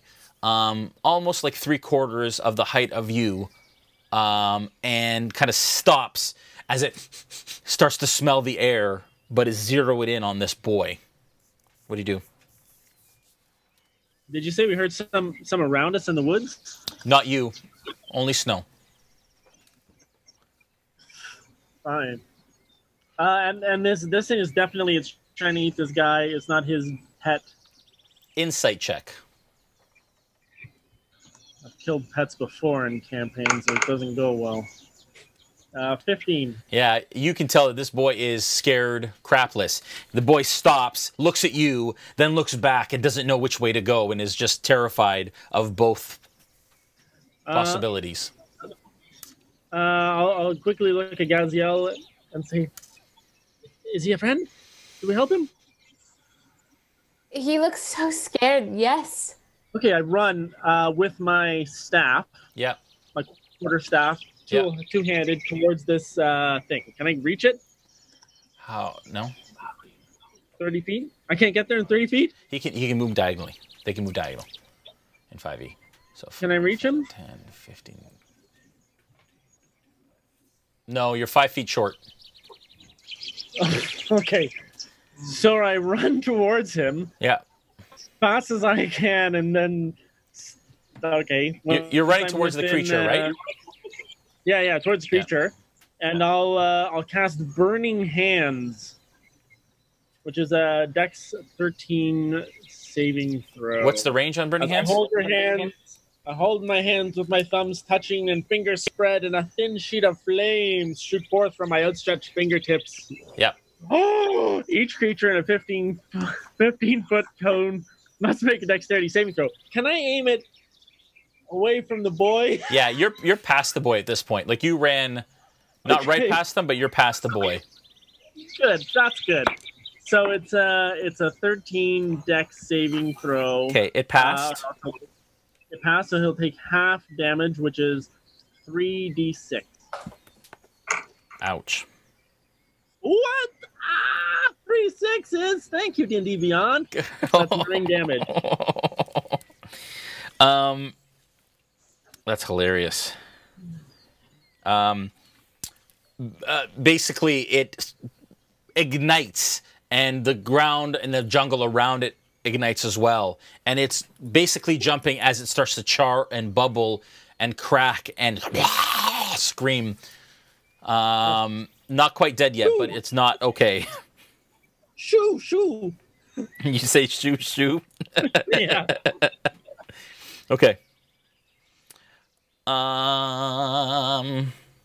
Gaziel, you're up.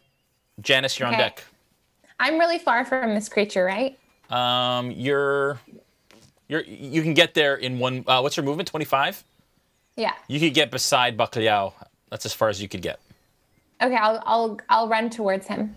Okay. Oh no. 5, 10, 15, 20. She's behind Bacalhau. Okay. Yeah. So you get to basically about there. Where would you like to go from there? And then I'd like to go towards that lizard character. Okay, well, you're as far as you can move. Is there anything else you'd like to, an action you'd like to do? Oh, and am I 10 feet away from him? 10 feet? No. Yeah, okay. Yeah, I'd say 10 feet. Okay, then I'm going to channel divinity and use Nature's Wrath. And what that is as an action, you can cause spectral vines to spring up and reach for a creature within 10 feet of you. Nice. Okay. The creature must succeed on a strength or dex throw. 14. Okay. Okay. It passes. So vines creep up and try and grasp it, and it, unfortunately, also with the fire that's going on, it's just it's clawing, and they're not able to make purchase on this creature. Okay, Janice, you're up. I will walk out into the clearing if I can. Yep. What's your movement? 30. You can make it right to the boy. You make it basically just past the boy. And as you pass, he holds his spear up really scared in place and kind of watches you as you come into striking distance. I'll snarl back at him. At the boy? And then throw, then throw a javelin at the raptor. Give me an intimidation check. Okay. That's a 19. Yeah, a little pee trickles down the little boy's leg.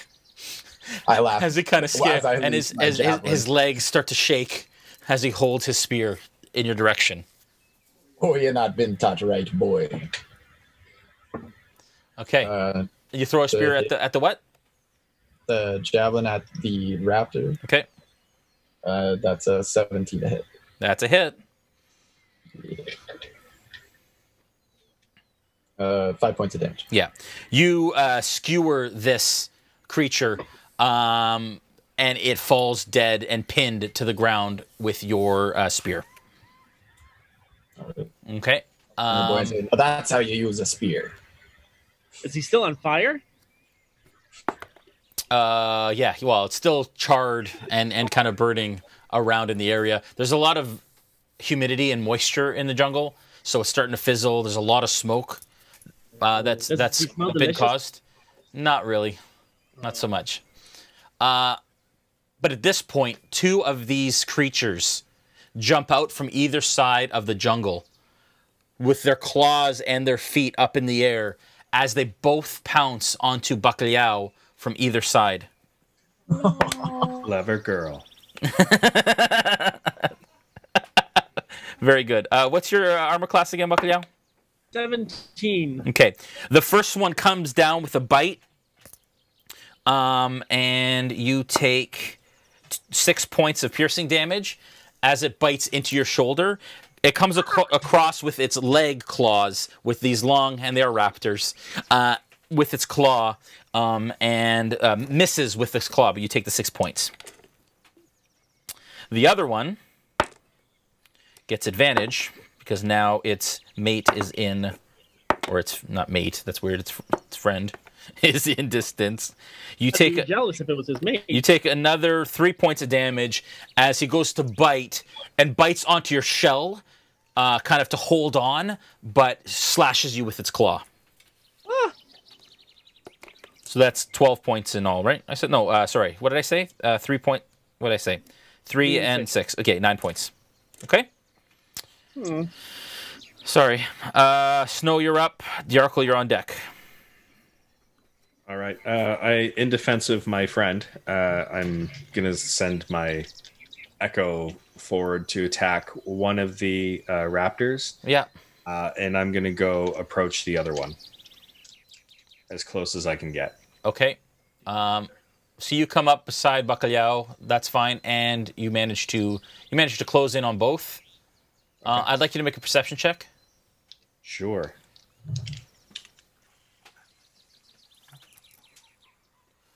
Tap the screen. Okay, that's a dirty 20. Tap the screen. You have no problem kind of navigating who's around and who's in the space, and able to kind of figure out who foe and who. And these things smell like rancid, kind of moist lizards, basically. Gross. Go ahead. Okay. So I'm attacking with the Echo. Yeah. And I myself am just going to stand there. So the Echo's using the scimitars. That is 19 and 18 to hit. That's a hit. Those are hits. And that's 5 points of damage total. Sorry, 8 points of damage total. Okay. To which one? To the one that the Echo is next to. Okay. 9 points. And this Echo just starts slashing into it, and blood is beginning to pour out of its wounds. You're not able to attack as well, right? It's just your Echo? Just either me or my Echo on turn, unless I use a different ability. Okay, Dajarkal, you're up. Both are on deck. I'm going to wild shape into a wolf. Okay. And we'll attack the nearest one next to me. Okay. And then is somebody within 5 feet? Do I get advantage? Yep. With pack tactics? Okay. Yep. Snow is within 5 feet. You all see this wolf bound out of the jungle, and circle Snow and start to attack this raptor. So that's an 18 to hit. Yeah, that's a hit. And that is 9 points of piercing damage. Okay. Very nice. You manage. Go ahead. It has another. Now must succeed on a strength saving throw or be knocked prone. Very good. What's the saving throw? 11. It fails. Woo! Take that. And it is, this wolf takes it down and takes a massive chunk out of the quad of this raptor. Both of them not doing well at all. Bolt, you're up. Plunkrawk, you're on deck. Okay. So seeing as now the one that's knocked prone is harder to hit, I'm going to aim my lightning launcher towards the other wolf and attack it.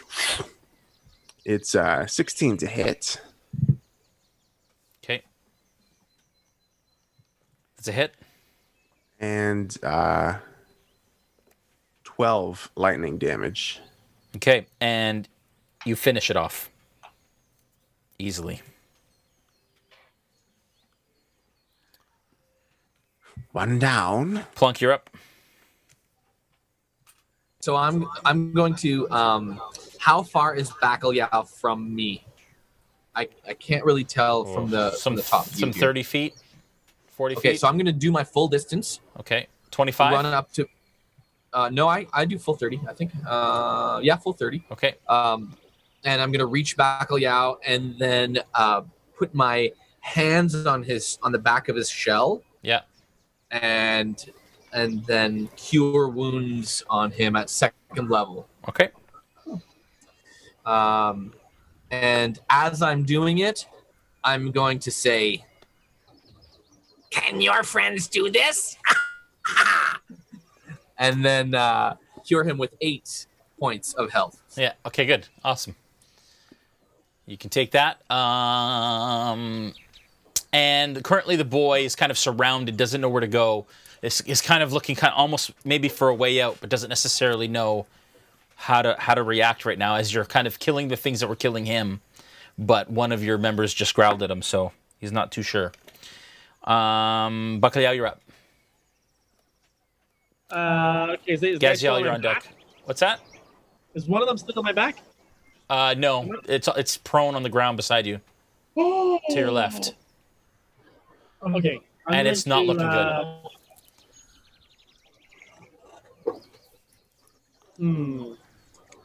I'd like to try to. I'm getting an echo from you guys. I don't know if Joel can maybe mute. Oh, sorry, that's me. That guy over there. My bad. I think I kind of. Are we in this in this clearing? Is the temple here? Not that you can see. You just see this path that's been cut through the jungle. I was gonna try to talk to Grappleth. I'm just gonna kill him. We got the boy. Okay, I'm gonna double-handed take out my staff. Yep. And I'm gonna smash him. Yeah, you get advantage on that because he's on the ground and prone. Okay. So that's a terrible one. Good thing I have advantage. It's not much better. I rolled a 6 and then a 10. So I'll say, this is for damaging my shell. and I'll try to hit him with a 10. Yeah. Unfortunately, it's squirming around as it's kind of pinned to the ground. And you miss it and you hit the ground, the forest ground, and it reverberates through your staff in your hand. Yeah. Dude, does he get an attack of opportunity if I leave his space and he's prone? Does he? Yeah, I'd imagine he would. Oh. Okay, I'll just look at the end of my staff like... Gaziel, you're up. Janice, you're on deck. I'm gonna turn to Bacalhau and say, this is how it's actually done. And then take my sword and do the exact same movement right into the... Okay, roll a 20. Okay. With advantage? With it, what does that mean again? Roll it twice, take the highest. Oh, okay, good. Oh my gosh, it's a 4. So she comes down, she says, this is how you do it, and she comes down to smash this raptor in the head. And again, it's wriggling, and she misses, and it hits the ground. Sparks fly because it hit a rock. And I want to say that's what I did. And I'm just gonna look at him and pretend to slap him across the face, but not actually, because I want to hurt him. Janice, you're up. I'm gonna look to the boy and say, sorry, lad, we got here, it seems. And I'm gonna tap his spear and say, what are you planning to do with that? What are you trying to do at this? Like, what are you trying to convey? I'm just trying to keep him here. Okay, persuasion check, please. Oh.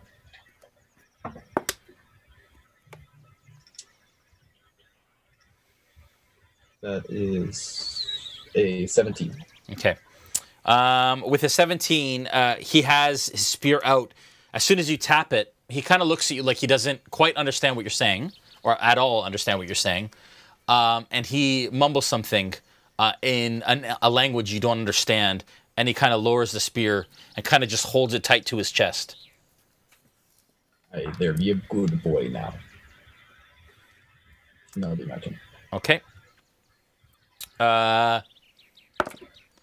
This raptor, still kind of flailing around on the ground, reaches out to attack Dajarkal and just snaps at your paw as you move it out of the way. Snow, you're up. Dajarkal, you're on deck. All right. So my echo is still beside one, right? Yep.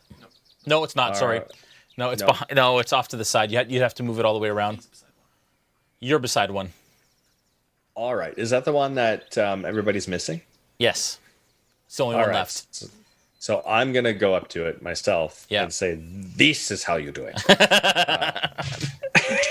The blind guy. I love it. All right. So that's a 23 and a 12 to hit. Okay. That's So how you do it. He turns around hit the scimitar, and you drive it into the ground and basically into its neck. And then with the other scimitar, he actually skewers it. He lifts it up, flips his scimitar around so the raptor head is on top, and he bats it off with his other scimitar. And it kind of rolls and bounces into the jungle. I turn to Gaziel and I'll say, that's why he's our leader. I'm gonna go, shut up, Bacalhau. All right. Combat is now complete, and you are standing around a scared, teenaged boy who, at this point, has his spear up close, doesn't necessarily know what to do, and is kind of looking around at all of you who have now kind of closed in. I'll use prestidigitation to clean up the pee on his leg. Sorry? I'd like to use prestidigitation to clean up the pee. Okay. And I'll say, that's better. He kind of looks down as you wave your hand and you mutter the somatic, you mutter the verbal incantation. All of a sudden he looks at his leg and he kind of looks up at you, confused and kind of looking around, still scared. We've all done it. I'm gonna go towards him because I feel like I'm the least intimidating and probably his height. Yep. After seeing you miss, I'd agree. And I'm gonna just kind of just rub his back comfortingly and say, like, kind of with my hands, who are you? Who are you? Okay, persuasion check, please. Okay. And while she's doing that, Jay, I'm just going to mutter a little song to myself, going, "This is how we do it." Just like trying to piece a hit song together. Like and then, Right. yeah. Also, at the same time, I'll kind of go over, but be more of like a dog-like, and just like, and just like, kind of nuzzle him. Okay. All right. So Gaziel, what'd you roll? I got a 21. Okay. All right. With the 21, as you place your hand on his shoulder, he flinches and he turns and sees you, and your eyes kind of meet, and you're at the same height, more or less. You're actually a little shorter than he is. Quite a bit shorter, actually, than he is. If he's 12, 13 years old, you're about maybe half a foot shorter than he is. And he kind of turns towards you and brings his spear up, and then he kind of looks into your eyes and sees that you're trying to communicate with him nicely. Dajarkal, I'd like you to make a persuasion check as you're trying to kind of persuade him to calm down a little bit. Cool. So what persuasion would I like? What? Let me see. What stat is that for? It'll be under your charisma. Skill. Yeah. Oh boy. Wolves are not very charismatic. No. 13. You don't maintain your charisma? I thought you maintain charisma, intelligence, and wisdom. Charisma, wisdom, intelligence. Yeah. Oh, I do. Yeah. Okay. Well, scratch that. He might. Let me see. I see what you did there. 16. Okay. And he flinches, and he's really super on edge right now, but he seems to think that he's getting the understanding, the idea that you guys are kind of here to, you were here to help him. And as you say something, he goes, and he mutters something back in a language that you don't understand.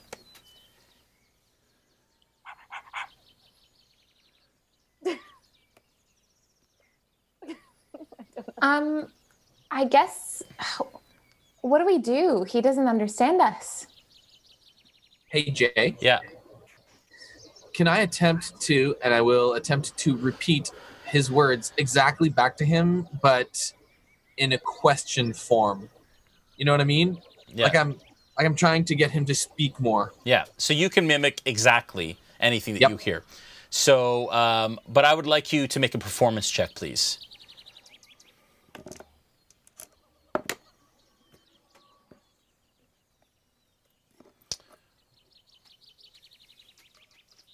And he looks kind of the equivalent of like Polynesian descent in our world. Yeah, so that's a 23. Okay. The 23, you ask him back and he says, he responds again in a language. Biro sodo mara tu go boy. Miro sodo kara tu go boy. And he kind of looks confused. Okay. So nobody knows this language at all? Yeah, can we tell? Does anyone know Kino?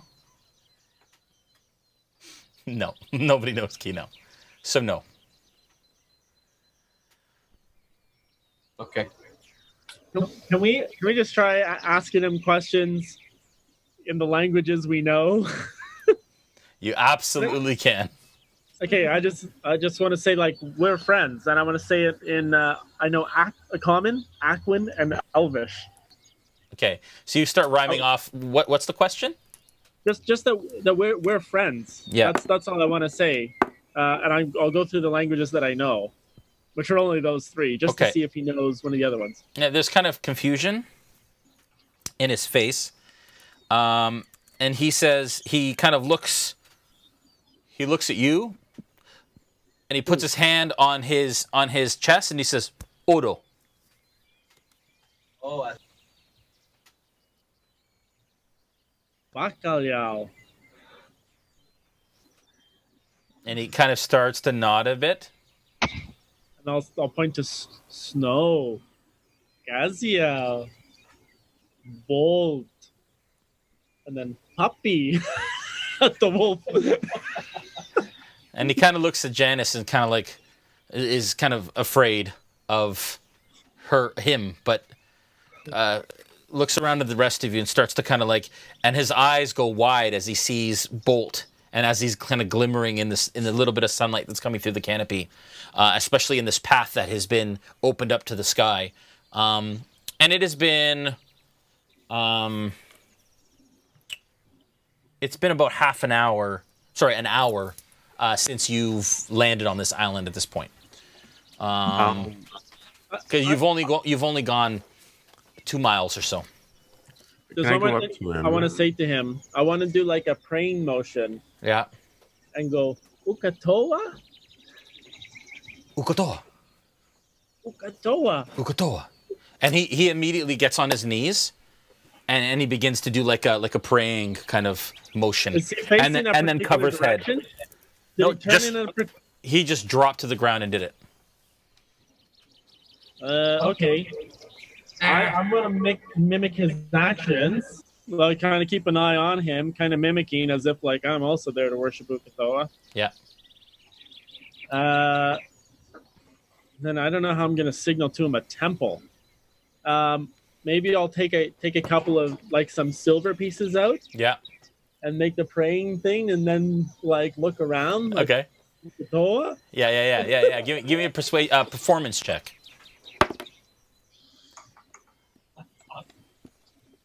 14. He kind of like he doesn't quite understand. But, and then he goes like this. He goes, "What is he doing? Oh, the money? Oh, okay. So I'll give him one of the silver pieces. I don't know." And he grabs it and he looks at it and puts it in a little pouch that he has on his belt. I think you just got robbed. No, it's working. And I want to ask, man, why can't I remember Joel's character's name? Plunkrawk. I say, you try it. You're good at this stuff. Oh yeah, you go get robbed too. Am I able to take like my sword and draw what I've seen in my vision of the temple on the ground? Very good. Make a, I would say, make a performance check with advantage. With advantage? Yeah. Okay. Where? Okay, I got a 19. Okay. With the 19, you start to, and he looks at you and he's like, Ukatoa. Ukatoa. Ukatoa. Ukatoa. Mm-hmm. Ukatoa. Ukatoa. Yes. Yes. Yes. And then he looks at all of you and he says,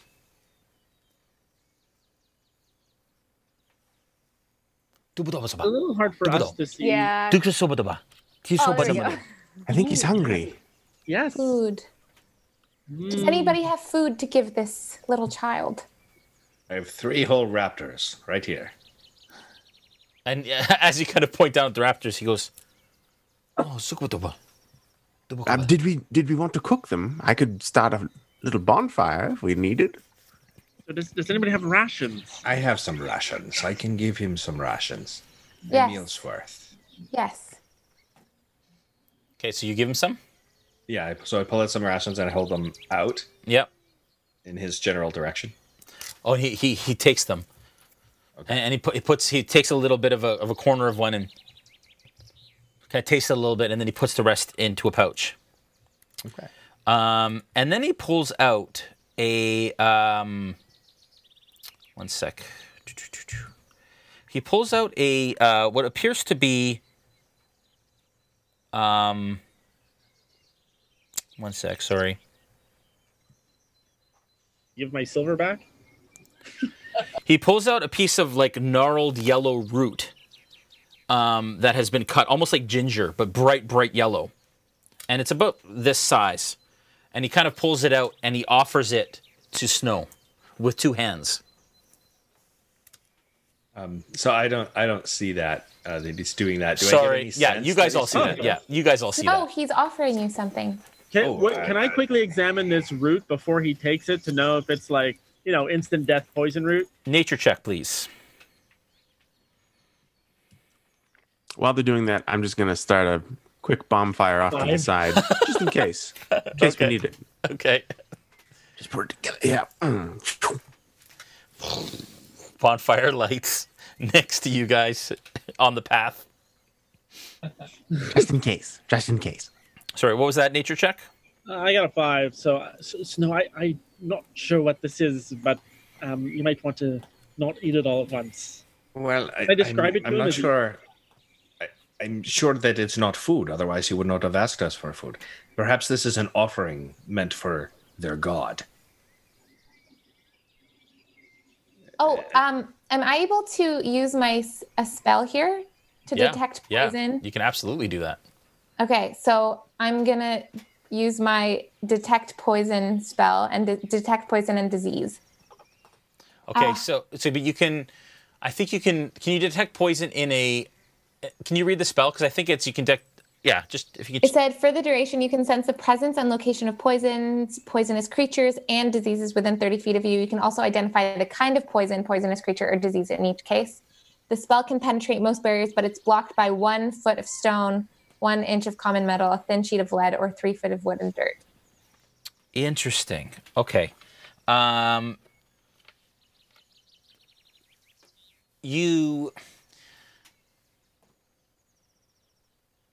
You kind of concentrate for a second, and as you open your eyes, things in the you get a feeling from looking at certain things within your vicinity, and they almost have like a haze, a glowy haze around them, and you see a number of plants actually throughout the fauna that is, or the flora, I should say, that are clearly poisonous. Little bushes, little berries, things like that. With the root itself, you don't see that there is any sort of poison in it. Okay. Snow, I used my spell and it seems like it's okay. Okay, so I accept the root. Can I smell it to see if I can tell if it's some sort of a spice that I might have used in the kitchen? Absolutely. Like give me a nature check. Something? Yeah, give me a nature check. Sure.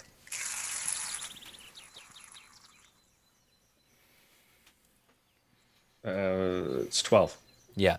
With the 12, it doesn't smell, it smells earthy, kind of like a root vegetable would, but nothing that you recognize. All right. And is it really firm like a root vegetable? Do I get the impression it needs to be boiled or braised or something? Yeah, like it's, well, it's almost like a carrot. Okay. So it's tender enough that you could eat it like a carrot. All right. And he says, toga, toga, toga. Okay, so I'll give it a little nibble. Okay. It tastes sweet, actually. Almost like a carrot would. Okay. It tastes like a carrot to me. And he says, toga, toga, toga. And he kind of pushes it up towards your mouth.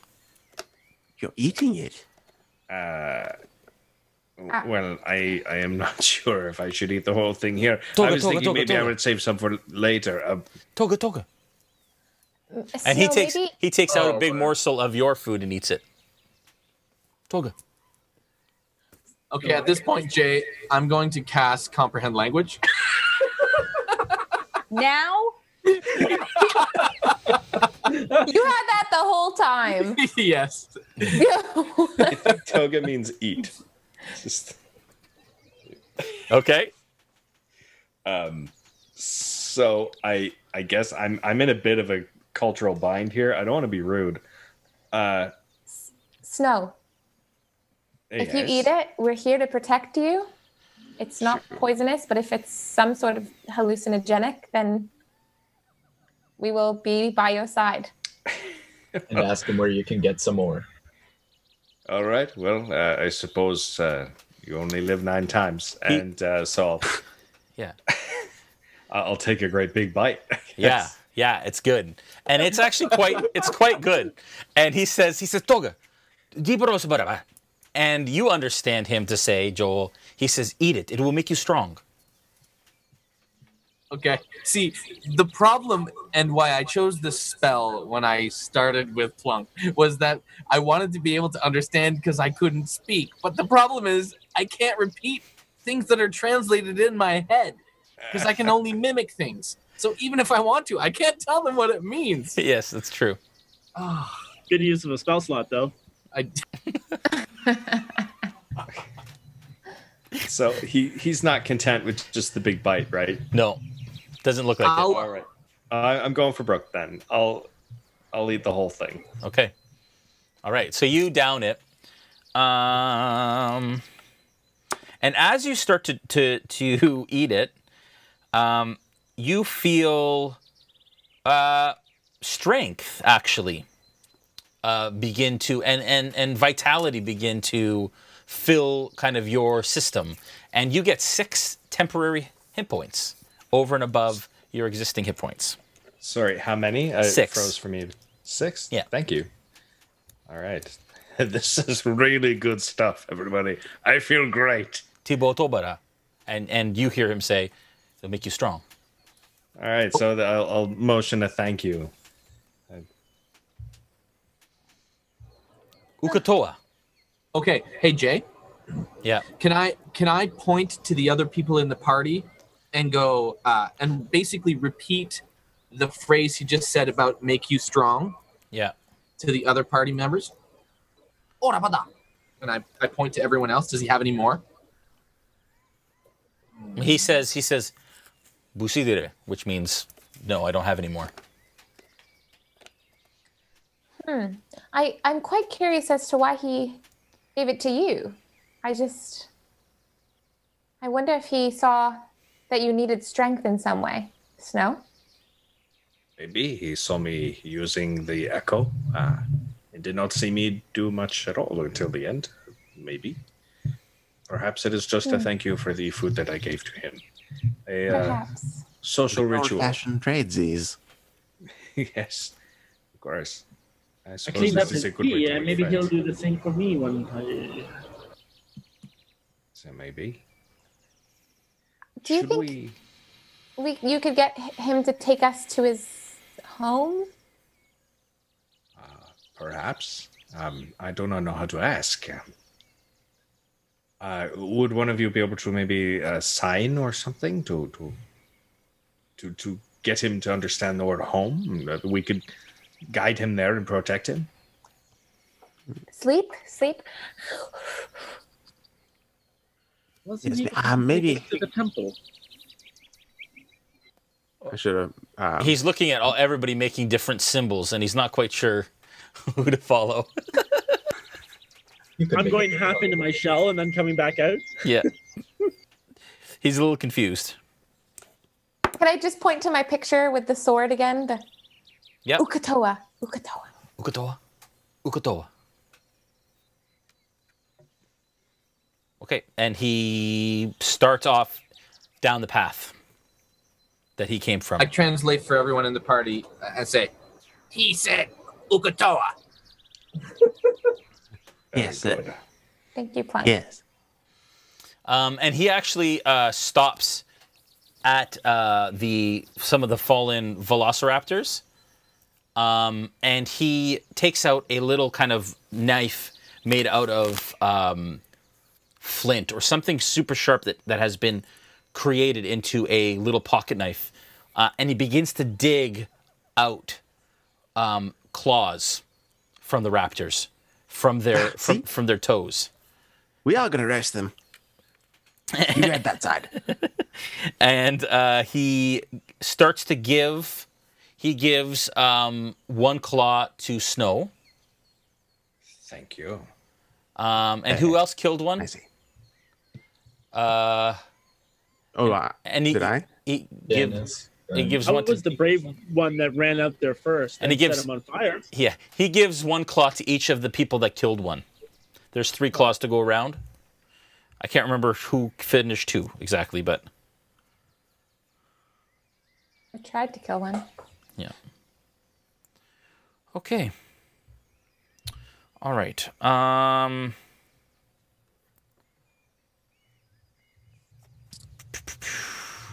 Okay, so you guys, he collects a couple more claws and teeth and puts them in his pouch, and then he starts down the path. I'm assuming you all follow. I'll just put this out then. Yes. This roaring bonfire behind you guys. Maybe when I saw the jungle on fire, that was because of Bolt. Maybe. All right. Okay. All right. Okay, so you all start to follow him. I would like you all to make. What's the marching order here? I'll go Closer to the first. front. Dajarkal will go first in wolf form. Mm-hmm. I'll be right behind Dajarkal. Okay. Yeah, I'll go behind Bolt or beside Bolt. Okay. Be near be around snow, there, wherever back snow to is. Is Dajarkal still in wolf form? Yes. Yes. Cool. So I'll walk beside her and just kind of pat her head as we're going. Okay. You're gonna get eaten. Who's next? I will take up the rear. Okay. But I'll say to everybody with one of the raptor claws, I keep them handy. Perhaps they're a means of passage. Okay, Snow? Yeah, I'm good? around. Oh, okay. Dajarkal, the boys in front. with my echo. Okay, who are we missing? Anybody? We're good? Okay. And you guys continue along.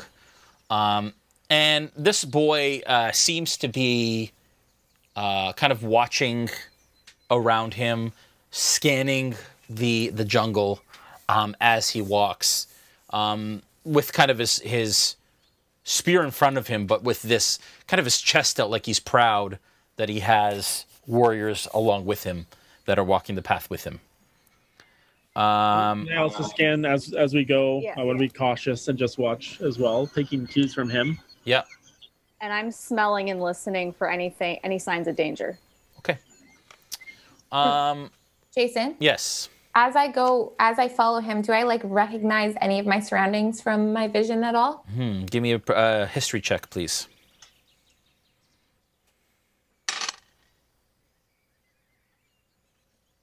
Okay.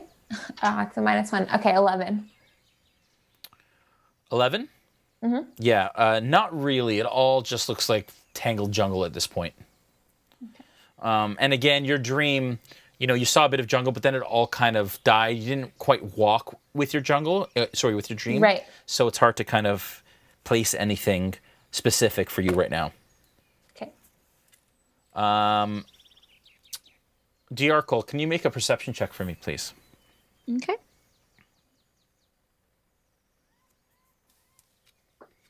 So I have an advantage on that. Yep. And that is a 16. Okay. With the 16, you get a distinct smell of rot coming from kind of you guys are still heading kind of northeast, and you've been heading that way for about another 2 hours. So you're about 4 hours into your time here on the island. How long? 4 hours in. But as far as this particular... Yeah, sorry. So this is before you switch off. We'll say this is before you switch off. And then just off the path a little bit, you smell this very, very distinct smell. I'll stop, and I'll look back to the rest of the party, and I'll head towards it, kind of like a low growl. Okay. All right. And you guys see this. You see Dajarkal in wolf form kind of growl and kind of walk off the path and into the jungle. My passive perception is 16. Do I smell that? With a 16, you do. Okay. Yeah. As soon as she starts to go in that direction, you start to smell what smells like a rotting corpse on the wind, on the breeze. All right. I'll go with her with my echo. Okay. The echo starts to follow. Anyone else going with her? Yeah, I'll go with her. Okay, you all go? So we'll get the attention of the boy and say, wait here. Mm-hmm. And I'll follow Snow. Okay. Well, the boy kind of comes with you guys. He doesn't want to be left alone. Mm-hmm. And as you walk in, you head into the jungle, following your nose, Dajarkal. You head in maybe about 30 feet into the jungle, and you come to a small clearing. And the clearing is made up of 2 tents. Looks like an old campsite. And one of the both tents have fairly big holes in them. They look like they've seen a lot of rain and a lot of time has passed. You see that there is a fire pit in the middle that has long past gone out. And just a mess of a sight. So you see like a torn pack, some clothing that is strewn around, and that's all. But there is this very pungent smell coming from this area. I'll still try to look for it, where that smell's coming As you kind of start to walk around the campsite, and you start to approach kind of one of the tents, I'd like you to make a dexterity saving throw, please. Oh, great. 16. Okay. With a 16, you narrowly sidestep a net trap that lifts out of the leaves and out of the jungle the floor, and lifts up into the with incredible speed, and kind of catapults in the air, and then hangs, and then sways slowly. Is anybody near me? Nope. Like, are there bodies in the trees hanging from other nets? Perception check. Can I just look? Investigate. Yeah. So if you just look, if you're just taking a cursory look, no, seems to be the only trap in the air. But I'm like, I want to look up in the tree, like up at the trees, and see, are there other hanging? So there are no other hanging nets with dead, decaying bodies. No. Okay. It's Jurassic Park with predators, guys. Can we see into the tent? Yeah. So into the tent? You kind of start to walk over to one. No. I'm not walking anywhere. Okay. Sir. From where you are? Yeah. Investigation check, please.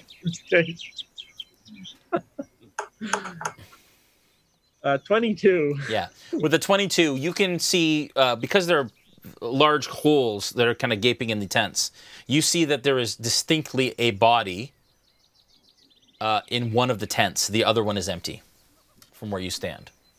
Okay, so I'll just say, there are some dead people inside. I'm not sure what else we can do here. Does the boy look concerned? The boy's kind of behind you, kind of like looking over your shoulders. Does he look concerned? Curious. He looks curious. Hey, Jay. Yep. I'm gonna cast Pass Without a Trace, and it should affect all of us because we're all within 30 feet of each other, correct? Yep. Yeah, so we all get a +10 bonus to our stealth checks, and we can't be tracked by magical means as we're doing this. Okay. Yeah. Cool. Awesome.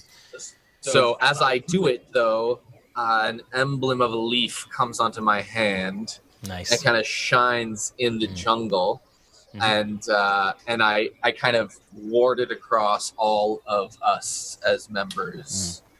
And as he does that, all of a sudden your feet feel lighter, and even the air around you, leaves kind of begin to float a little bit in the area that you're about to step. They kind of like float up a little bit as you take your steps, making much less sound than you did before. Can we roll stealth checks then? What do you want to do? Depends on where you want to, like, just tell me where you want to go, and it just allows you. What's your intention? Well, it adds 10 to our stealth rolls, right? Yeah. When you roll. Yeah. I would still like to get a closer look at that body. Okay, so you want to get closer? Yeah. Okay. Go ahead. Can I? I'm not good at checking for traps, but can I walk over with her and check for traps? Yeah. Give me a perception check as you, investigation check as you walk. Am I doing? Out into the trees. 19. Yeah, with a 19, you don't see any more traps in the near area that you can see. Okay.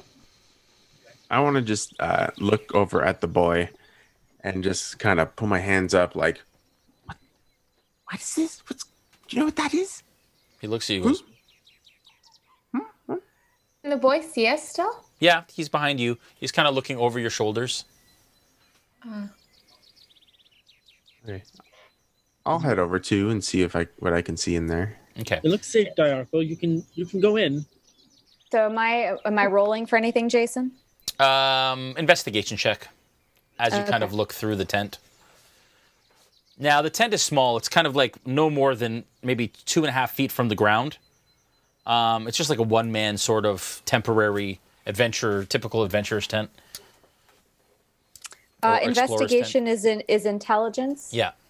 Which I do not have a lot of as a wolf, so yeah, that is reduced. Oh no, you keep your intelligence. You keep your intelligence. Oh, I do. Yeah. Okay. Okay. Cool.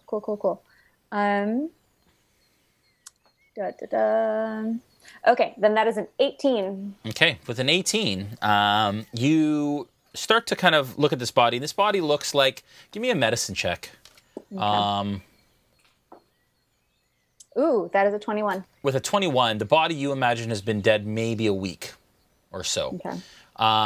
It's starting to decay heavily. The skin is starting to kind of solidify as the moisture is kind of leaving. But you can tell also that it's been eaten in places by creatures throughout the last week that have kind of come through here and left, and picked at, and so on. But you can tell that the skeleton is starting to come through. So the eyeballs are still there? Why would the eyeballs still be there? No, are they still there? No. Okay. No. They've been eaten. You do though, Dajarkal, with a what was your roll? 20? 21 Yeah. for the medicine check. Okay, what about the investigation? Sorry, 19? 18, I believe. 18. You do see that they are dressed. That this figure was dressed like a sailor. And maybe even on the pirate side. Uh-oh. What's in there? It looks like a seaman. Smells like death. And I just kind of nod. But how do you suppose he died? The wolf Can looks we at you. tell how he died? I mean, he's been eaten up, so it's hard to say how he died. He's eaten. You're trying to figure out potentially how he died? Yeah. Yeah. Give me a medicine check. I'll do the same, Jay. Okay. 13. Okay.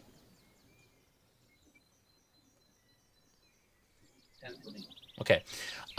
It's all pretty clear as you start to kind of circle around the body that there is little arrows, like about this big. There's two of them. One stuck in his neck, and one that had entered from the top of his head. Oh, I think the arrow to the head probably did it. Arrow? Let me see. I'd like to call the boy forward. I can't remember his name. Boy. He kind of runs over. And I'll point, and again I'll say, friend. He doesn't quite understand. Sorry, I know you guys can't see me. I'll go over and I'll take the arrow. Yeah. And I'll point to the arrow. Friend? Grungo. Grungo. And what does he say when he says grungo? Grung. Say that again, sorry, Jay. Grung. Grung. Yeah. And you remember, Joel, or Plunkrawk remembers that when asked what creatures might be on the island, that Yana said that Grung might be one of them. When you guys were on your way here. Some of us had met a Grung on Darktoe. Yeah, and some of you have met a Grung on Darktoe. I'm going to go over and pull out one of the arrows and just look at it. Okay. Is it just like a normal arrow? Yeah, so the arrow is clearly kind of roughly made. It's got a bone, like a flint tip, or made of some sort of obsidian, like sharp, almost like glass, wrapped with like a fine twine. Nice craftsmanship, but definitely tribal in nature. Give me an investigation check, please. Okay. Actually, give me a nature check. Ooh. Nature 22. Okay. With the 22, you can see that in the tip of the arrow, on either side of the actual tip itself, there are little kind of pockets with with a black kind of liquid that has hardened around the holes. And you imagine from your research of these types of weapons and weapons in general that it was probably poisonous when it hit the target, and that these hold poison in these little pockets on either side of the arrow head. Looks like it might have been poisoned. What do you make of this, Gaziel? Well, that's quite concerning. I don't know what it could mean, though, but... I think we should be very, very careful. Just watch out in case one of these comes flying towards us. Yeah. Thankfully, nobody can see us right now, which is awesome. How long does this last? This pass without a trace? I think it's an hour, is it? Yeah, an hour. Yeah, an hour. Okay. Is there a way for me to like with my nose, can I roll one of those things over to just, I want to convey, like maybe hold on to it so that we could see what it is later? What, the arrows? Yeah. Yeah. So I like kind of roll the arrow over to who's got the bag of holding? Probably just pick it up in your teeth. I do. I probably don't want to pick it up in my teeth. Yeah. Don't want any of that in my mouth. Maybe not the poison then. No. Never mind. So I'll like roll it over and see if anybody else will like save Jason? it. Yeah. How long does my detect poison disease last? It'll say in the spell, I don't know offhand. Bolt. Concentration up to 10 minutes? Yeah. 10 minutes, yeah. So you just have to, you can't cast another concentration spell or take damage, or you lose that spell. So you can keep it going for... So yeah, as soon as he says, what do you think, Gaziel? You see that haze of... faint haze of poison on the tip of that arrow. Right, but it doesn't actually tell me what it says. You also identify the kind of poison. Or does that have anything to do with anything? Yeah, no, it wouldn't give you any more information than this. It's just it's a lethal poison that is used for killing things. Okay. And comes from a specific plant that is native to the island that you haven't seen before. Okay. I'm gonna pick up the dart that Dajarkal's trying to motion to me. Okay. You pick up the little arrow. And the arrows are just like half the size of regular arrows, but built the same with the same sort of flights and everything. Joel, can you give me an insight check? Yes, sir.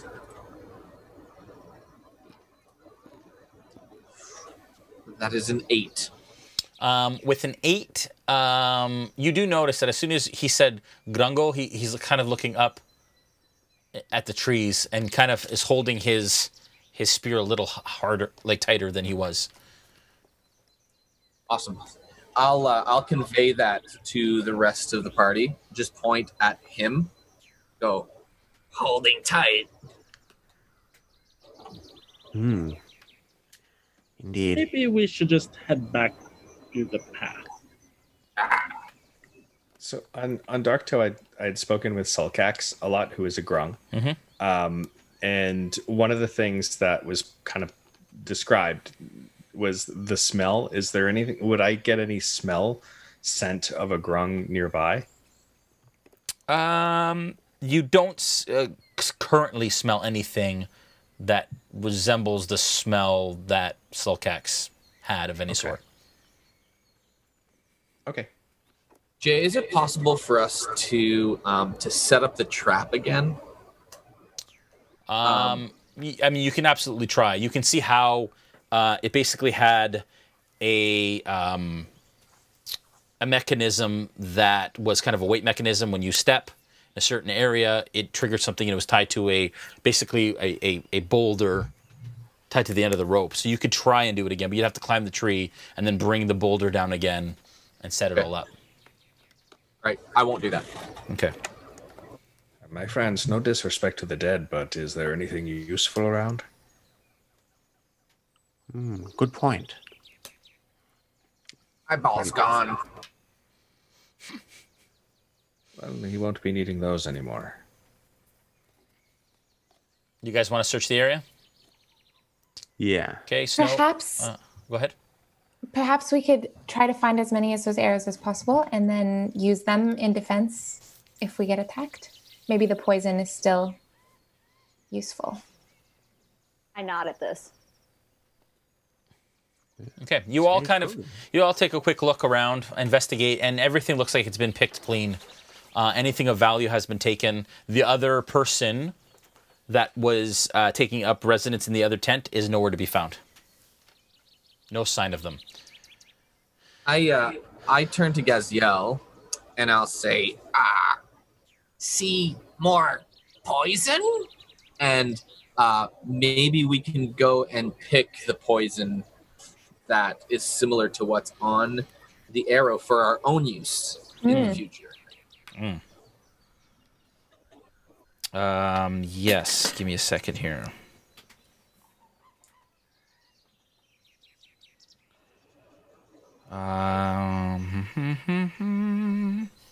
Talk amongst yourselves for a moment. Yes. That's a great idea.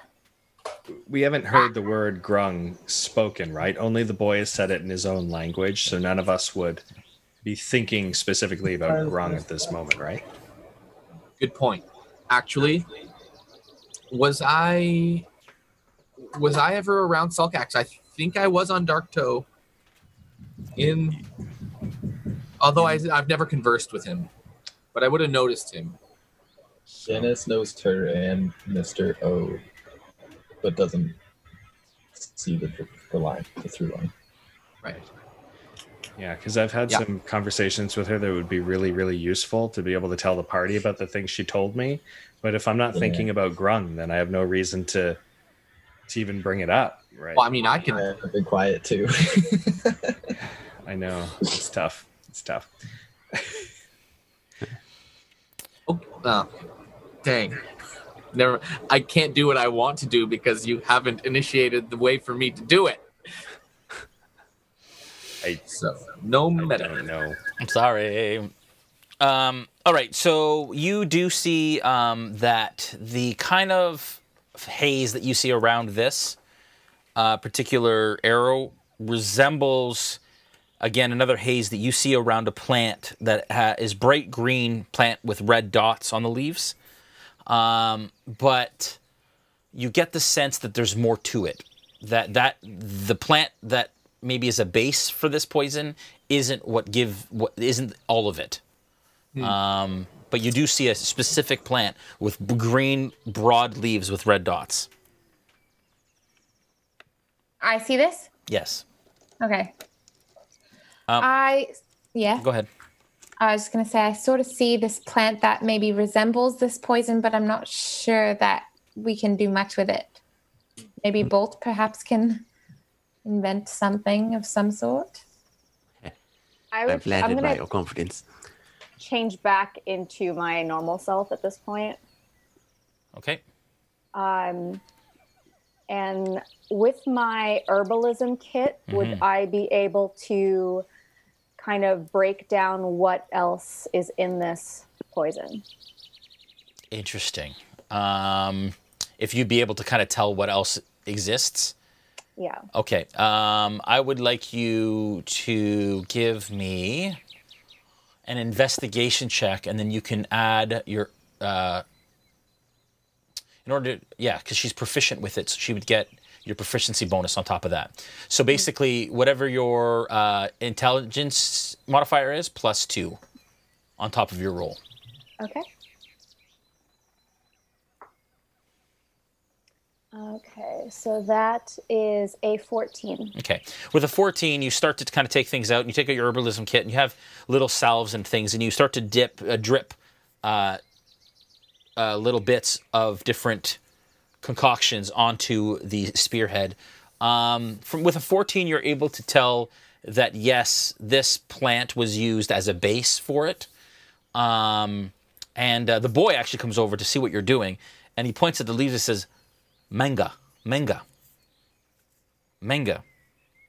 then he makes this motion of like pounding and then stirring and eating. And then he does this. I can't see what that last part was. Sorry. Okay, so you eat a little bit of it after crushing it, is what I'm thinking. Can I understand what he said, Jay? He didn't say anything. He was just, at this point, he doesn't know anybody can understand him, so he's just using But what does manga mean? Manga it's translated manga. Oh, okay. Oh, okay. It looks like poison. I'm not sure it's a good idea to try it, but he did give Snow a strength kind of thing, so maybe this would be similar. I mean, he robbed. Maybe do the experimenting when we're somewhere safe. Yeah, maybe if we keep an eye out for these leaves, maybe we can collect them and see what we can do with them at another time. And Gaziel, as you look at this whole plant, you do see that there is an aura of poison for the whole plant. And as Dajarkal, how are you collecting leaves off the plant? I would say with gloves. Okay. Like I don't want to touch it particularly. So as Dajarkal pulls off a leaf, that leaf doesn't glow poison as she puts it away. And as she takes each individual leaf, it doesn't glow poison. But the whole bush in and of itself does. Dajarkal, so I'm noticing that as you're picking off the leaves that it doesn't kind of give off the poison-like fog that I see.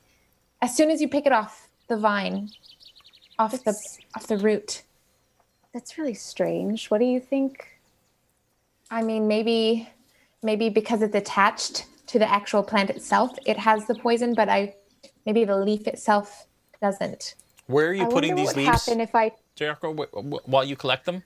I would assume I have some sort of, in my herbalism kit, would have some sort of either vials or jars or even pouches to put something like that in. Okay, yeah. So you start to kind of put a couple in the pouch.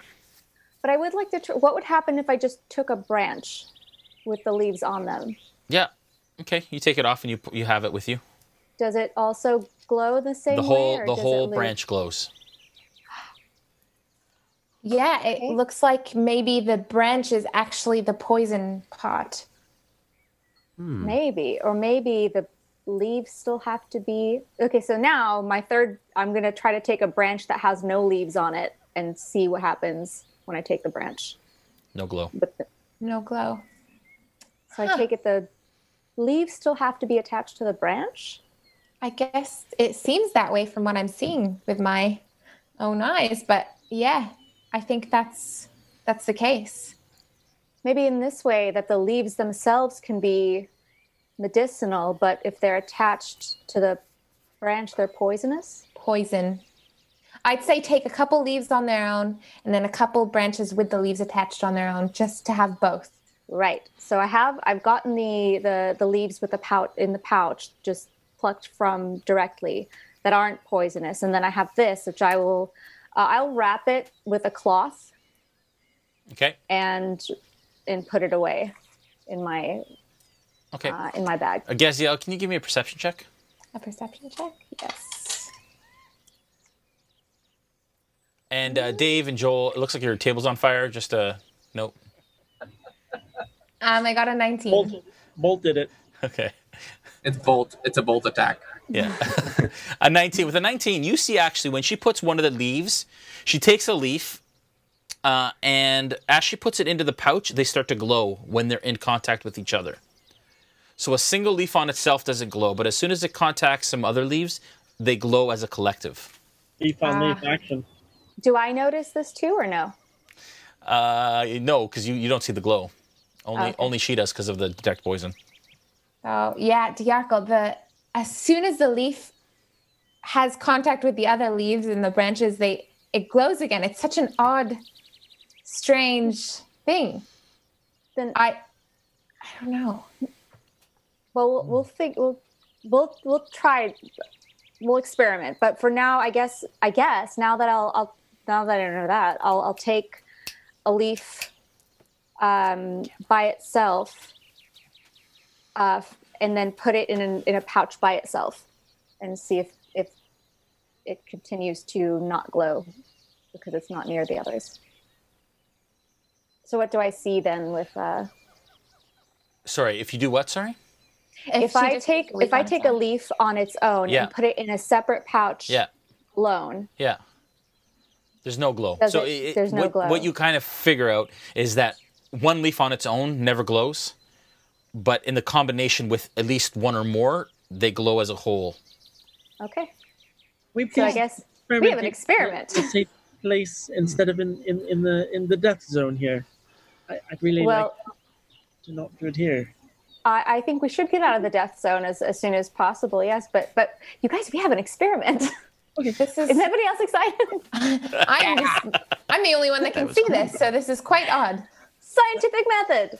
Okay, let me know when you need me, and I'm gonna go into my shell and lay on the ground.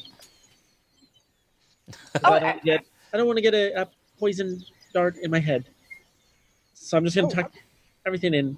Let me know when we're going.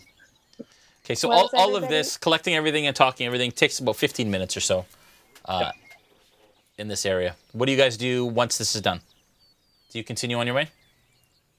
Yes. Okay. Yes. All right. I need a marching order, please. Are we going to be sneaky? Since we have pass without a trace. I'll go first. I'm ready to leave, so I'll also be one of the first to head out. We're going to end anyways. I'll go in the middle.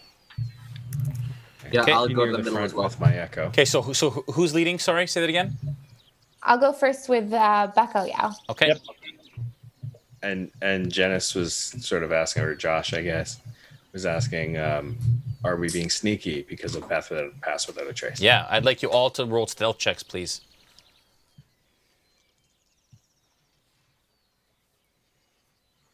Okay, I rolled with disadvantage. One was a nat 20, the other was an 8 plus 5, so 13. Okay. And then plus 10 for pass without a trace, so it's 23. Okay. Got a 19. Okay. 29 for me. Yep. 13. Do I get? You said plus 3, plus 10. Yeah, 23. So 23. Okay. 5 plus 10. Okay. Plus 10 for me is 23. Wow.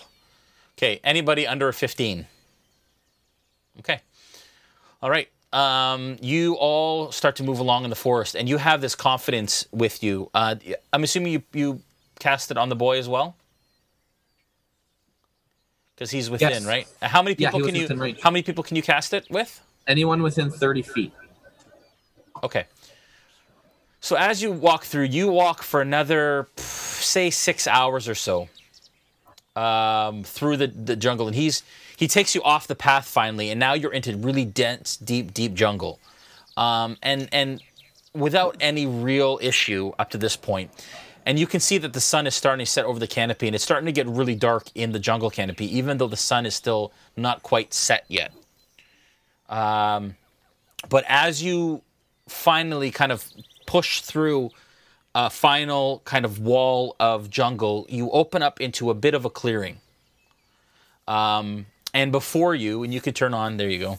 Before you, you can see a temple in the distance, about 100 feet from where you stand. It has 3 platforms, and on top is a small square platform, each one increasingly larger in size. There is a jungle, trees that are much shorter than the canopy that exists, but the sunset is lighting it from one side, and you can see that there are small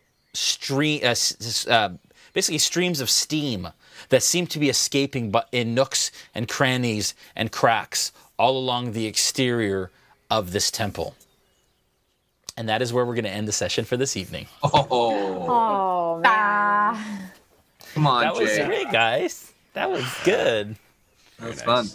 Thanks so much for having us and enjoying us and all that kind of stuff. We want to draw the winner for Mithril. We're also going to draw the winner for the last seat in our private Wildemount game. Woo. What's that? No, I just wooed. Oh, no. I was asking Julian over here. Who wooed? Who woo? Don't woo now. Is Puppet 606. Puppet 606, you are the winner of the Mithril Armory spinners.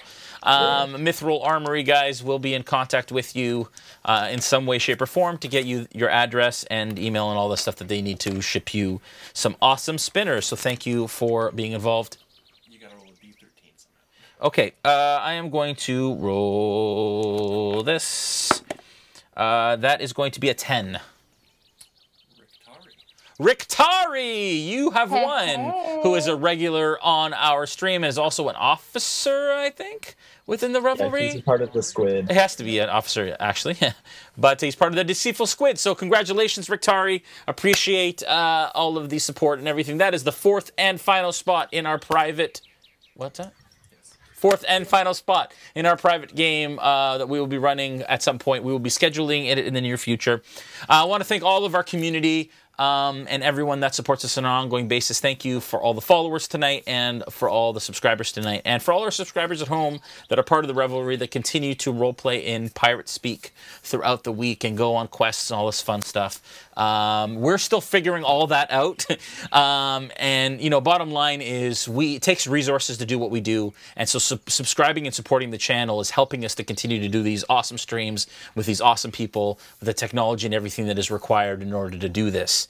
But you guys help us do that. And as a return and as a thank you, we're trying to give you a bit of interactivity and content so that you can enjoy along with us and doing what we can. We're learning as we go. We'll make mistakes. So bear with us and be patient, but it's so much fun and we're having a blast doing it. I want to thank Sirenscape and all of our sponsors as usual, Dungeons & Dragons, for having us on their channel. And we will see you tomorrow night for Behind the Screen with V, the Crafting Muse, to talk about Warlock tiles and all of her stuff at WizKids and her experiences, again, as a female DM and crafter. And then Thursday, Player's Table with Joel Auge. And then Sunday for Nolzers, we'll be back at the table. Sorry about last night. We went muted for the week in solidarity, but we are back in full swing this week. Guys, you have a wonderful week. I am counting down the streams until we can be at this table together. I think that is going to be sooner than later at this point. Things are starting to look good. So I have actually never officially met Christina in person before. Oh, yeah, that's true. I have walked past you at like 50 feet in the office once. Oh, you did? Yeah, okay. I did, yeah. Yeah, but we've never actually seen you met. in person. So it's so fun that we're going to be playing around this table at some point. Yeah. I need to transfer my house from pandemic home to like public, have people over home. And that'll happen over the next week. But yeah, it's so great and very excited about it. And of course, we'll be as safe as our government and health officials tell us to before we make that step. But I just cannot wait to hug y'all and to play around the table again. And then, of course, Noura, you're with us for the rest of the season. So very excited to have you. Yay! And very super excited for you to come here and play in person soon. I know! It's going to happen, you guys. Man, I'm so excited. As soon as those borders open up, yes. It'd be great, man. I wish we could have you here for the finale. But I don't know if it's going to happen by then. So we'll see. Anyways, love you guys. Have a great one. You have a good night. Bye!